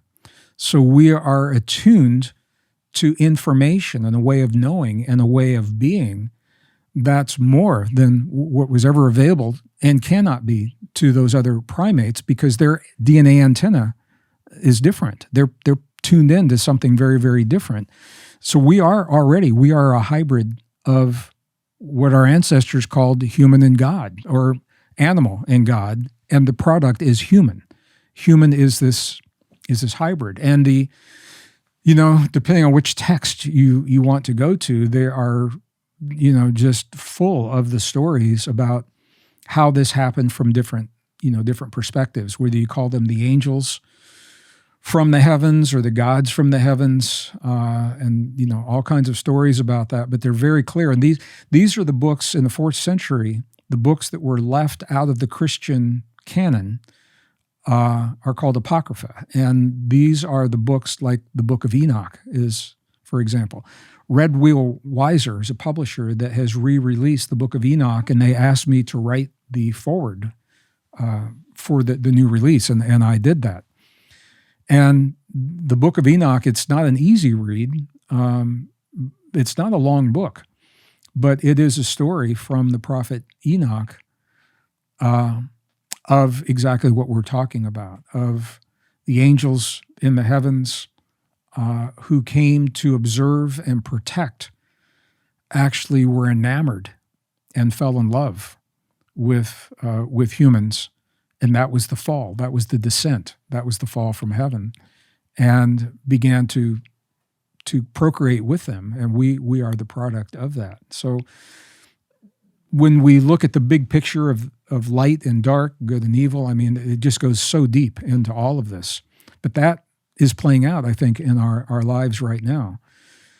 I think whether I had the opportunity in the 1990s, before he died, I toured with Zecharia Sitchin, and he wrote the Chronicles, the Earth Chronicles books.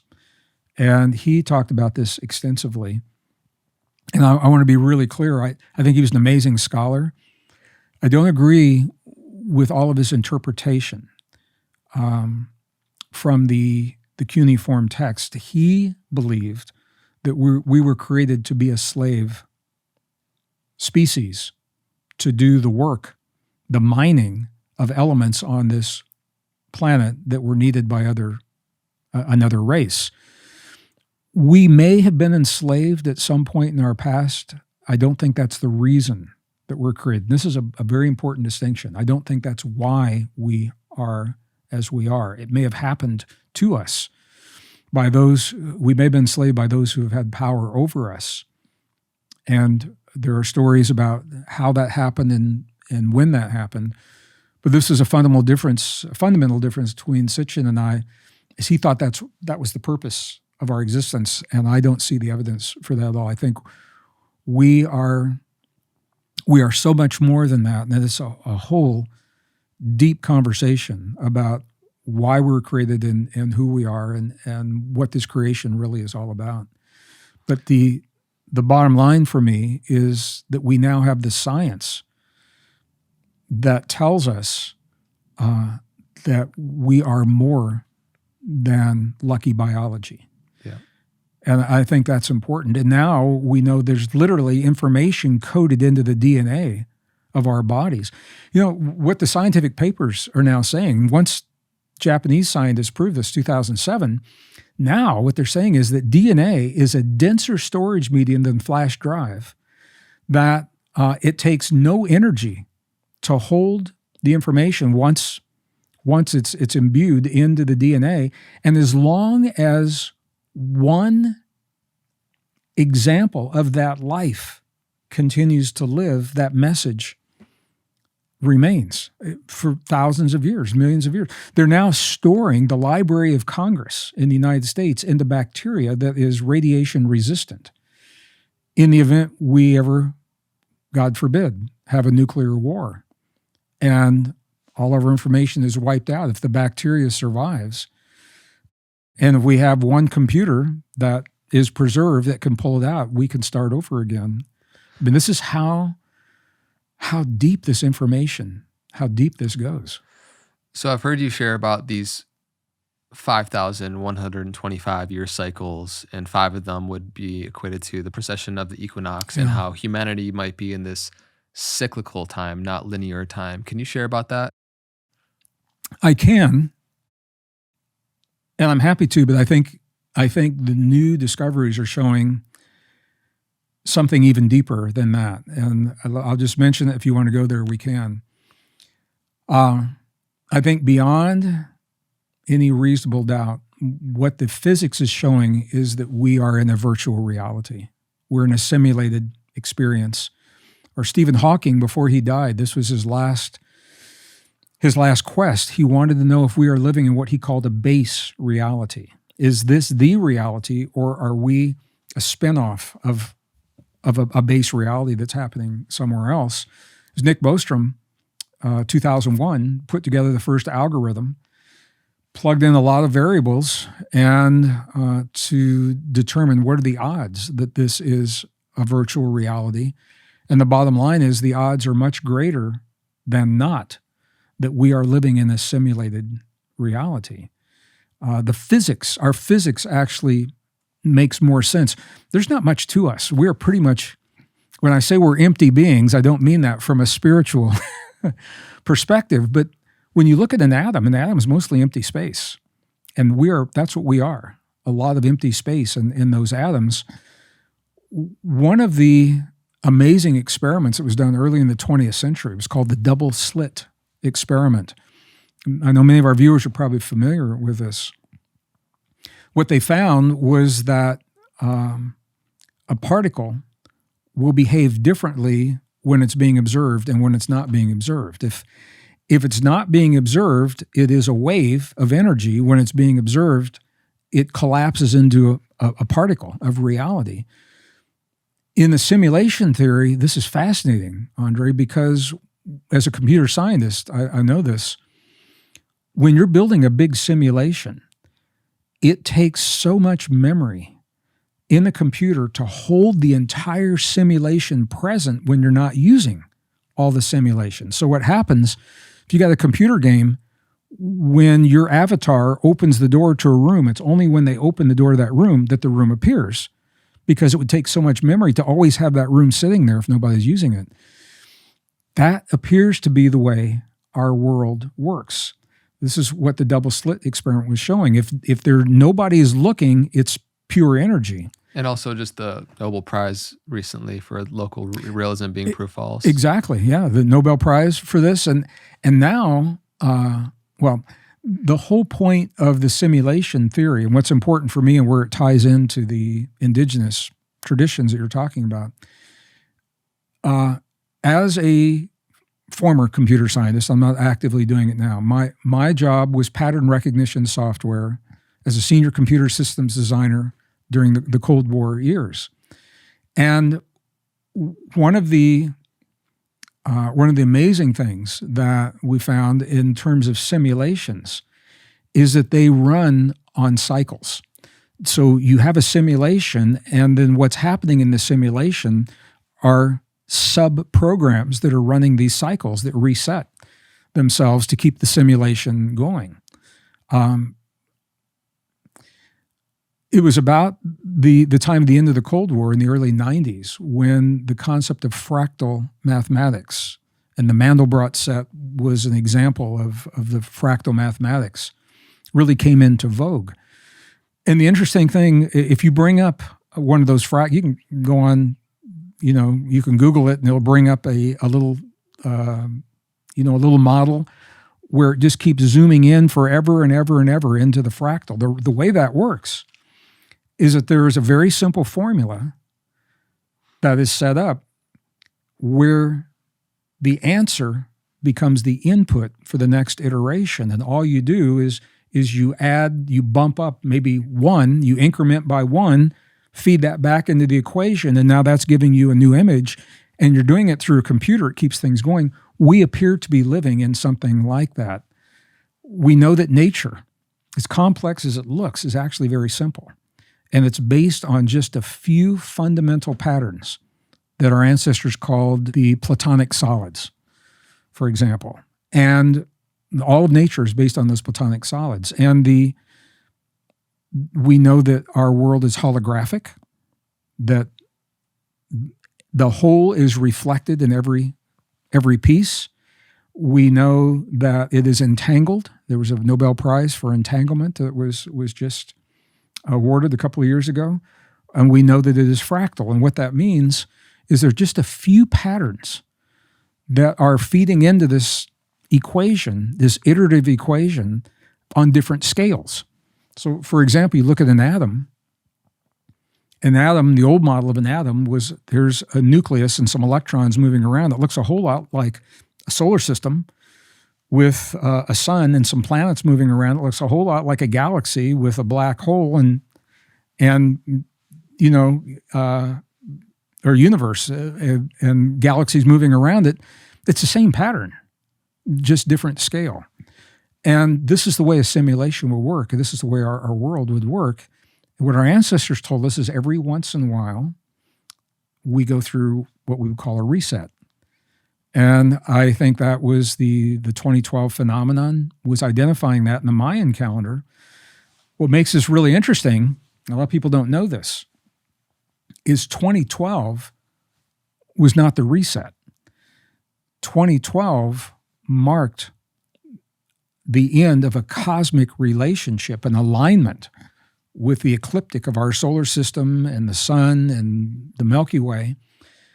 But you don't stop a cycle on a dime. You don't stop it at noon, on December 21st. There's a buffer, a window where you phase from one to another. And there's a mathematical formula that tells you how long that window is. For 2012, it's a 36-year-long window, 18 years before 2012, 18 years after. 2030 is the end of that 2012 cycle. It's when we actually move into a new world. Now, the Mayans told us, they said, you're not going to recognize your world. You won't recognize yourself. You won't recognize your land any longer. And everybody said, ha, ha, ha, And now it's hard to recognize our world.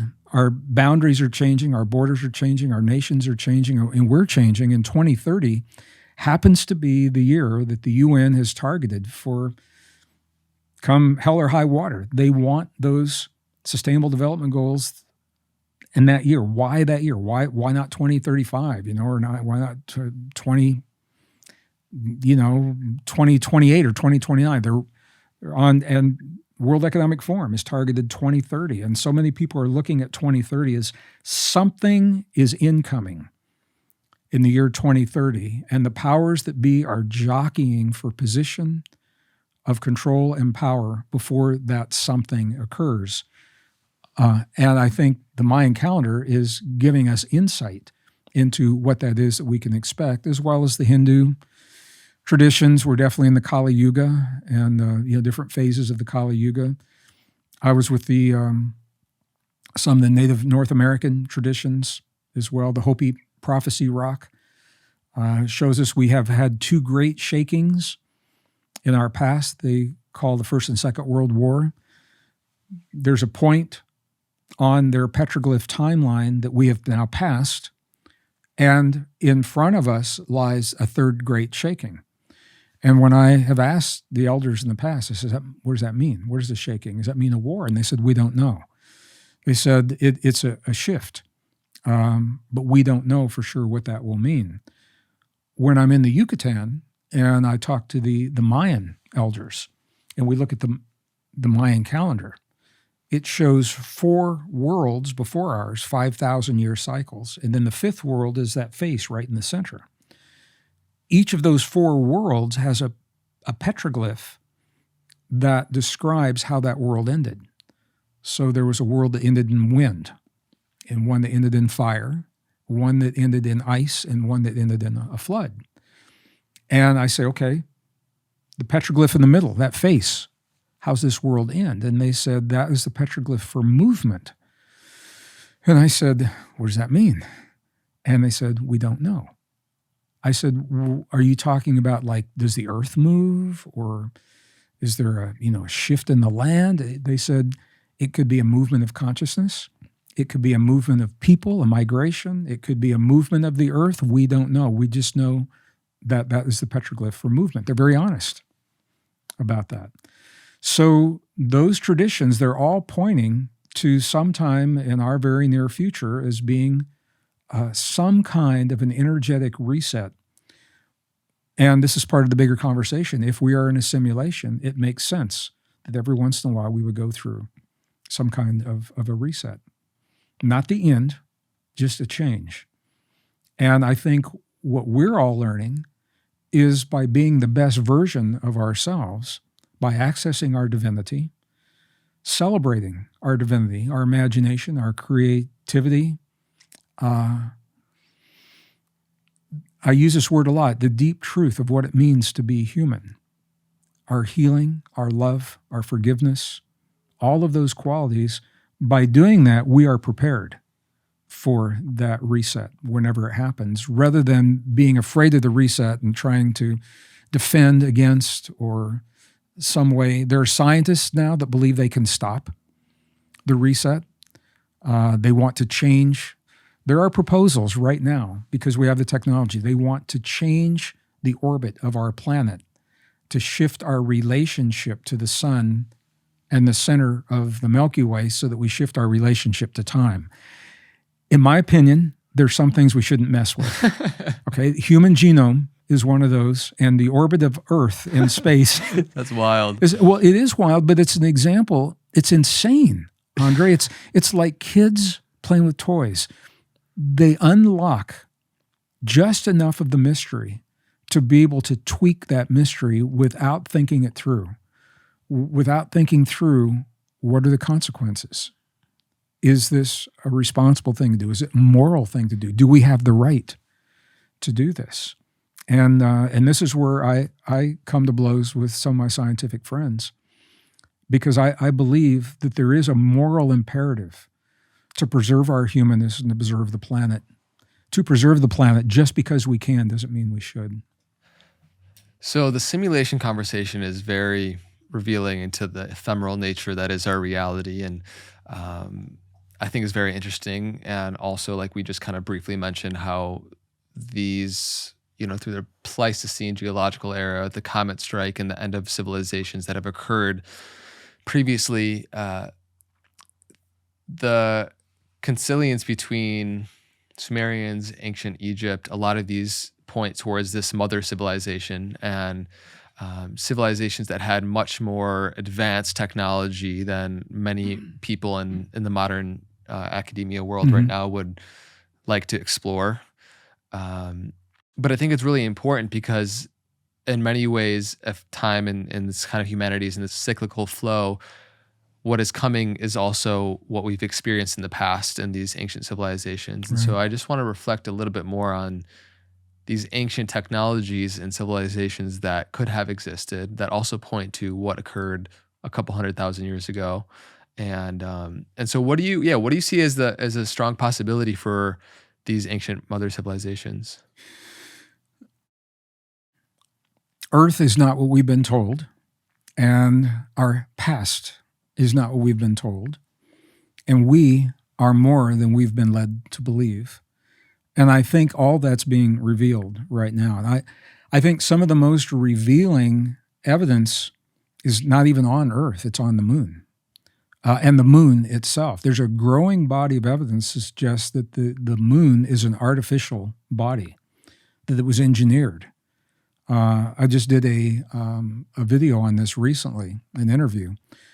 And I mean, it's fascinating. One of the things, it's so deep, I'm not even sure where to begin here. One of the first things that scientists noticed is, and we all know, the moon is covered in meteorites. Big ones, small ones, overlapping ones, but they will not go below a certain depth. They're hitting something that doesn't allow them to go below a certain depth. In the 60s, and then again in the 90s, scientists did things that they weren't really supposed to do on the moon. One of those is that they sent a missile in the 90s to the moon, to a crater, a very specific crater in the moon. There's a lot of controversy around what happened. But when that missile hit, the seismic recorders picked up that the moon was ringing like a bell for hours, which is not what a solid planet would do. And the reports have been declassified through Freedom of Information. You can find them on the internet. The samples that the astronauts brought back. I had the opportunity to tour with Ed Mitchell in the 90s as well before he passed. He was the founder of the Institute of Noetic Sciences, sixth man to walk on the moon. And we did go to the moon, and he did walk on the moon. I'm not sure we went at exactly the very first time, exactly the way we said, but we definitely have been to the moon. One of the things that they found when they brought the soil samples back is that there are materials in those samples that are not formed in nature. They're artificial materials, metals that do not form in nature. And there they are in the soil. The orbit of the moon is anomalous to any other moon to its planet in our solar system, in the sense that it is offset just enough to create the tidal motion of the oceans that holds the Earth relatively stable. And there are indigenous traditions, Andre, this is fascinating, that I don't know how deep you want to go into all this, but they talk about the time. As deep as possible. Well, there are writings. There are writings out there before they talk about the time before the moon existed. And before the moon existed, the tides were horrendous. They were 400-foot tides that would come and wash over the land. And they do it on a rhythmic basis. And it was a very unstable environment. The moon is what stabilized that, but it can only happen. Other moons are aligned with the equators of their planets. Our moon is not aligned with our equator. It's the only one that's not.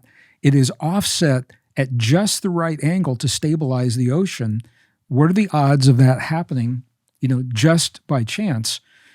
The number of lunar circumferences between the Earth and the moon, I didn't know we were going to talk about this. I don't have the numbers exact right now, but there's a very specific, it's a geometric ratio of how many moons fit between the Earth and the moon and the sun. I think it's 108. I'm thinking it's 108 because it's tied into the Buddhist traditions, and that's 108 is the beads on the mala. And it just goes on and on. There's so many factors that strongly suggest that the moon is engineered, and as well as the two moons of Mars, Deimos and Phobos, which are smaller and not spherical, but they also appear to be hollow and engineered. Who was around engineering moons, and how long ago could that have happened? And I think all of this, when we look at as a geologist, okay, I didn't know we were going to talk about this, so we'll just do a deep dive here. And I'll start at the center of the galaxy. Every once in a while, there is a burst of what's called a volley of cosmic energy that comes from the center of the Milky Way, cosmic rays, through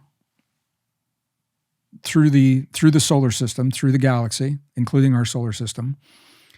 Cosmic rays are usually no big deal. Like, we're getting cosmic rays right now. And because there's so much space in our atoms, those cosmic rays, they pass right through us. No big deal. Like, we're getting them right now. Everybody is. The center of our planet is so dense from the pressure of the planet, and it is so hot, that when those cosmic ray volleys, when they hit the center of the Earth, they can't pass through. And what they do is they end up heating up the core. It's called perturbance. And the core actually heats and it shifts its location. So when you look at the cross-section of the Earth, here's the core of the Earth, which is believed to be iron and nickel, solid iron-nickel core. Now, recently, just within the last few months, geologists believe that there's a core inside of that made of something even denser. They don't know what it is.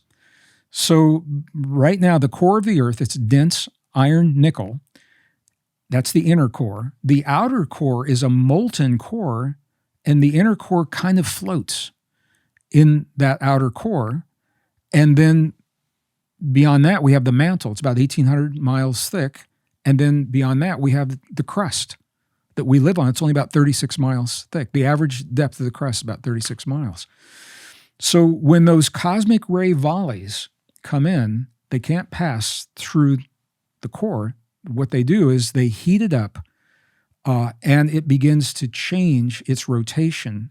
And where it is in the molten outer core, those ripples, those perturbations are then translated into the mantle, and the mantle begins to upwell into the crust in places where it hasn't in the past, usually along fault lines where it's thin, the crust is thin, and where it's weak. So scientists now have, and I've got images of these, you can see there are what are called mantle plumes, where the mantle is leaking.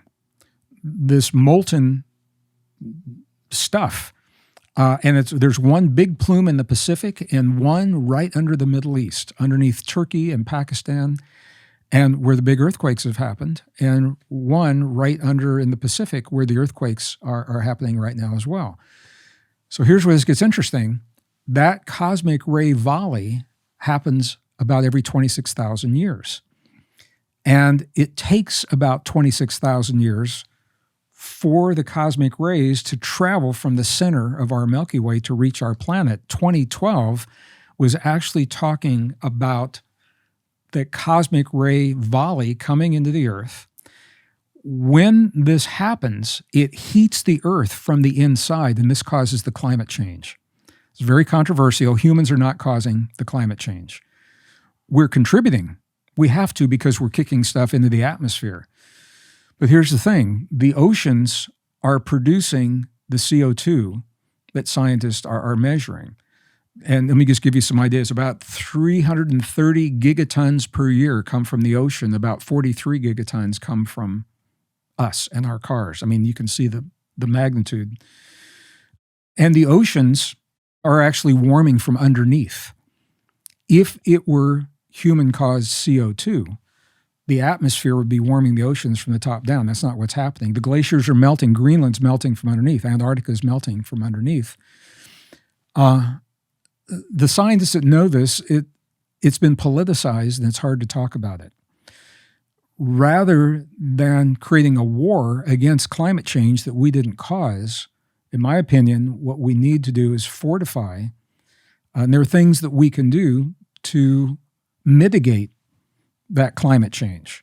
We can bury our power grids, for example, so they're not susceptible to the cold or the hurricanes or whatever it is that's happening. But this is something that that we can expect over these next few years. More earthquakes, and we've seen more earthquakes magnitude 6 and above in the last 20 years at these plate junctions. So in the Middle East, it's a triple plate junction, 3 plates coming together right underneath Turkey, 7.8 magnitude. Then they had one in Pakistan. I think it was 2019 or 2020. It was 7.6 or something like that. And it's almost, once it happens on one side, like in the Pacific, you'll see it happen on the other side as well. So the good news, we're in California right now, and we're on one of those plate junctions. The good news in California is that underneath the way our plates are coming together, you typically don't get a big earthquake. What you get is a continuous low rumble. You can't tell where one stops, another one starts, but they're all magnitude 1 to 2, maybe 3. So there's a constant steady release of energy, which is good, rather than everything being quiet and building up and all of a sudden, boom, you don't want that. Yep. So we know that this happens about every 12,000 years. 12,000 years ago, it creates a lot of volcanic activity. And every 12,000 years, we have what is called a supervolcano. We've got one that happened 12,000 years ago. We've got one that happened 24,000 years ago. You can go back and see. And it's that supervolcano that kicks up the sulfur dioxide into the atmosphere that actually brings about the cooling that we are going into now. Earth is actually going into a cooling. And you notice they are not calling it global warming anymore. They dropped that term because they know we're cooling. They're just calling it climate change. So we've seen a history of this. This ties into what you're talking about. Ancient civilizations rise and fall and have been obliterated during the times that we've gone through these big shifts. Some of them we're now finding them underneath massive mudslides, for example. There are satellite images showing on the west coast of the United States the river flows from the Rockies out into the Pacific, for example.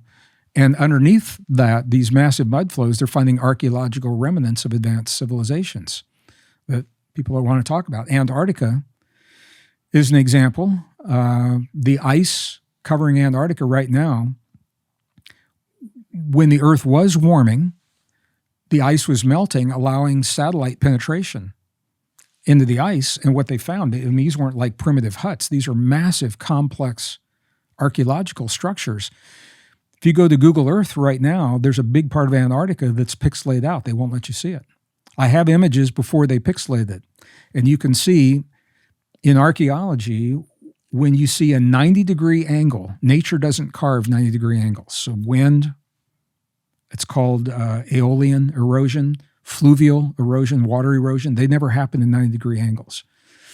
And what you see are massive 90-degree angles, huge complexes underneath the ice, and some of them sticking up out of the ice, big walls, as well as four-sided pyramids, 2 kilometers by 2 kilometers by 2 kilometers by 2 kilometers, massive structures down there. And the ice has been there 20,000 years. So you say, well, either someone, as a scientist, you have to say this, either someone built in the ice or those structures were there before the ice occurred. And that ice happened at 2 cycles ago, 12,000-year cycles ago. So we are 12,000 to 13,000 is half of one of those cosmic ray volleys. So you get the incoming, the lesser of the volley, and then you get the full volley. So when we look at the history of the Earth, what we are conditioned to do, we go back 5,000 years, and we're saying civilization began 5,000 years ago. That's the most recent cycle of civilization. And you can actually plot these out I've done this, plot these out on a graph, and you see the Incan and the Aztec and the Maya and, Rome and Greece and Egypt and Sumeria is where we say it began about 5,000 years ago. And we're taught that's the history of the world. Well, it's the history of that 5,000-year cycle. Now, you go back and you look at the new discoveries, Göbekli Tepe, 13,000 plus years before present.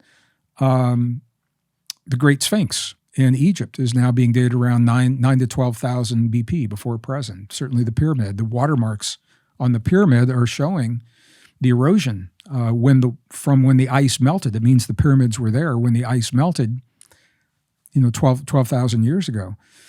So there's a whole story that's beginning to unfold that it goes back, I think, so much further than we've been led to believe. Now you look at the texts. You look at the King's List, for example, ancient Sumeria. And what you see, it's really interesting. Andre, are you familiar with the King's? I'm not. It's an archaeological remnant. It's a stela, beautiful stela. It is in cuneiform, and it lists the kings that have ruled, and some of them were ruling for periods of thousands of years. And then it lists the Great Flood, clearly, and then the rulers after began to rule only in terms of decades or multiple decades. Now, the interesting thing about the King's List is that from the time of the flood forward, every one of those rulers, their names, the length of time that they ruled is right on. It's absolutely accurate. The times before that, archaeologists say, well, that's a story, because nobody could live to 900 years old. Nobody could rule, for thousands of years. Nobody could live that long. So they don't accept what happened before that, although they do accept, because it's archaeologically proven, what happened after that. Well, when you compare that list, and that's one archaeological example, with what we see geologically, now you're beginning to tell the whole story, is that there have been advanced civilizations. And if we're to believe the Sumerian texts, they were seeded from another world, and they are the ones that are responsible for our genetic intervention, if that's what you want to call that. And this is what Sitchin was talking about, and others have talked about this as well. So I think Antarctica is the big tell right now. There's a lot of conversation around it. It's really interesting because it was declared during the Cold War neutral, that no one could own Antarctica World War II, Germany started building bases, military bases. Then America did. Now China and a lot of countries have military bases.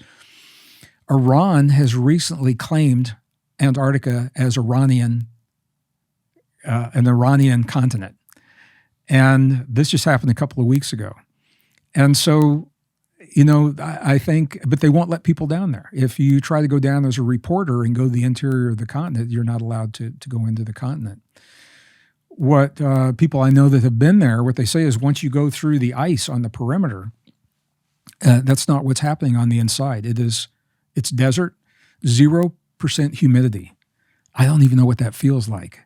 No magnetic field there because of the way the magnetic poles, you're in the place in between. That would be a really interesting experience to feel what our bodies, because we're deeply attuned to magnetic fields. What would it feel like to be in the absence of a magnetic field? You couldn't take your phone, your computer, things like that. Probably, I don't think they would work there. So you couldn't do a FaceTime from from where that's happening. So, but I think the evidence suggests that these changes happen so quickly that whatever is in place is frozen in time. It's locked in time. So, for example, in Siberia, as a geologist, we've seen this for years. The woolly mammoths, they're now they're gone. But there are, and it's not just one or two. They found a lot of them there. They were like in the middle of a steppe, and they were frozen, or they still had grass in their mouth. They hadn't even swallowed the grass. And the temperature dropped so quickly that they were just frozen in place and then covered over in the glaciers. That appeared to have happened in Antarctica. It was a lush, green, tropical continent and until one of these shifts happened. And when the shifts happened and all of the geophysical parameters, the magnetic poles wandering and all of those things, whatever was there is frozen in place. So presumably, we may have the most intact of the most ancient of archaeological remnants of ancient civilizations from wherever they came from, including their technology, their propulsion systems, their craft, their agriculture, everything preserved in the ice. And I think that is the controversy. That's why they don't want people down there. Are you familiar with Gurdjieff, the philosopher Gurdjieff? Okay.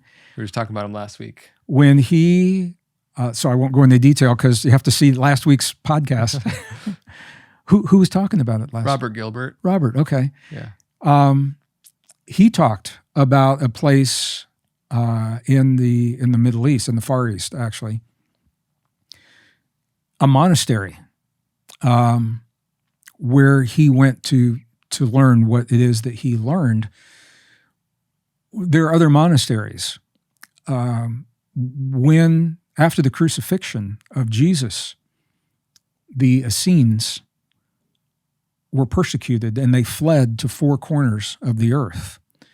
They went into the highlands of central China, what is now in Tibet. They went into North America, and there's evidence of those in the desert Southwest. It's a whole conversation around that. They went to Egypt, and they went into a part of South America that is near the border of Bolivia and Peru. It's a really heavily dense jungle. And there are two monasteries. One is an outer monastery where if people are lucky enough to find it, they'll be allowed to leave. The inner monastery, the way they keep it secret is if anyone ever finds that monastery, they're invited to stay for the rest of their lives and not allowed to leave. And that's how they keep it secret. And the way to get to that monastery is through a native people in the southern part of Peru.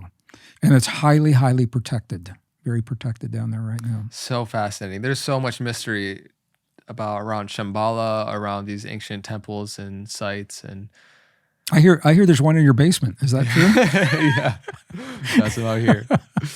So man, I mean, there's a lot we just opened up there. I think all of this ultimately, and I'd love to try our best to kind of tie into where we Sure. started this conversation with all of these reflections about the possibilities of these ancient civilizations just point to me at least to how much we don't know, how much the standard model has really closed off the potential of these realities, and reflects on the true nature of who we are, where we came from, and that also points to where we are going and what we should protect within our own humanness that we were talking to earlier. Sure. So help me kind of tie this back into where we started, and then what we're gonna do is soon take a break, and we're going to do a second podcast, which is going to come out the following week from when we're releasing this one, and dive deeper into the human potential, the intelligence of the heart, and really unlocking that. So yeah, I'm just going to kind of throw it back. I think we covered a lot of details for one big story, same story. And there's so many interesting avenues that we can pursue. I think it's important not to get lost in that pursuit, not to get lost in, I'm sure for some people they're fascinated by Antarctica and they think that's the whole story, but that's a piece, the bigger story. And I think what is important, and the way I'd like to close what we're doing now, is that we are the story. We're the prize. We are the prize. And I began saying this, and now maybe it'll make even more sense. There is a fundamental battle between good and evil that is playing out to capture our humanity, because our humanity is the conduit to our divinity. Ultimately, it's a battle for our divinity. But divinity isn't something that you can touch and hold in your hand. The human body, the temple, is. So the battle that's unfolding has been unfolding through all of the civilizations that we've talked about in different ways. Different levels of power, different levels of control, different levels of fear, different levels of transcending that fear, not surviving, but transcending that fear. And it comes down to our humanness and our willingness to embrace just how rare, how precious, how special, how sacred we are as a species, and that we're worth preserving, in my opinion. I think there's something amidst all the dysfunction and all the hurt and all the anger and all the suffering. There's an essence that I think is worth preserving. One of the things that psychologists have found is that we are actually a kind, gentle, and benevolent species. And people look around and say, what are you talking about? There are 3 conditions where we will betray our truest nature. Our truest nature is kindness, forgiveness. I think we all sense that. We're good. We're a good species. We're good people. When we feel personally threatened, we will lash out and betray our truest nature and hurt others. When we feel that our families or our loved ones are threatened, or when we feel that our way of life is threatened, we will betray our truest nature. And you look at all of the war, all of the hurt and the suffering in the world, and they all fall into one of those 3 categories. People either feel personally threatened, their families, or their way of life is being threatened. The Essenes said this in a beautiful way. Maybe this is how we'll close it. They said the only difference between the angels in the heavens and the angels that walk this earth is that the angels in the heavens remember that they're angels. And what that invites us to consider is that we are the angels walking this earth, and that we've gotten lost in our hurt, in our suffering. And it's through our divinity that we transcend, triumph, not win, triumph over all of that. But it all begins with honoring the gift of our bodies. And I think that's the invitation that's up for all of us right now. Gregg, you're such an incredible orator, communicator of these ideas, and really to be able to synthesize them, to be able to explain in layman's terms what's going on. And there's so many mysteries and avenues we can keep diving down. I mean, I could speak to you for 12 hours straight about all this, and I'm sure we will in due time. But that reflection is very potent, that perhaps we are angels on earth that have forgotten, and we're on this process of remembering. And I would love for this next conversation for people to tune into next week, unveiling that process of remembering. So thank you so much for diving with me in this conversation. Thank you for sharing the journey and allowing me. I'm just realizing I spoke a lot more than you did. So thank you for allowing long answers to short questions. And I look forward to our next. I could listen to you all day. So I'm happy with it and excited to keep diving deeper. Everyone who's tuning in, thank you for tuning in. And let us know how this episode uniquely impacted you. I'm excited for next week, you guys to tune in to the continuation of this dialogue between Gregg and I. Thank you for coming on this journey. Until next time, keep well.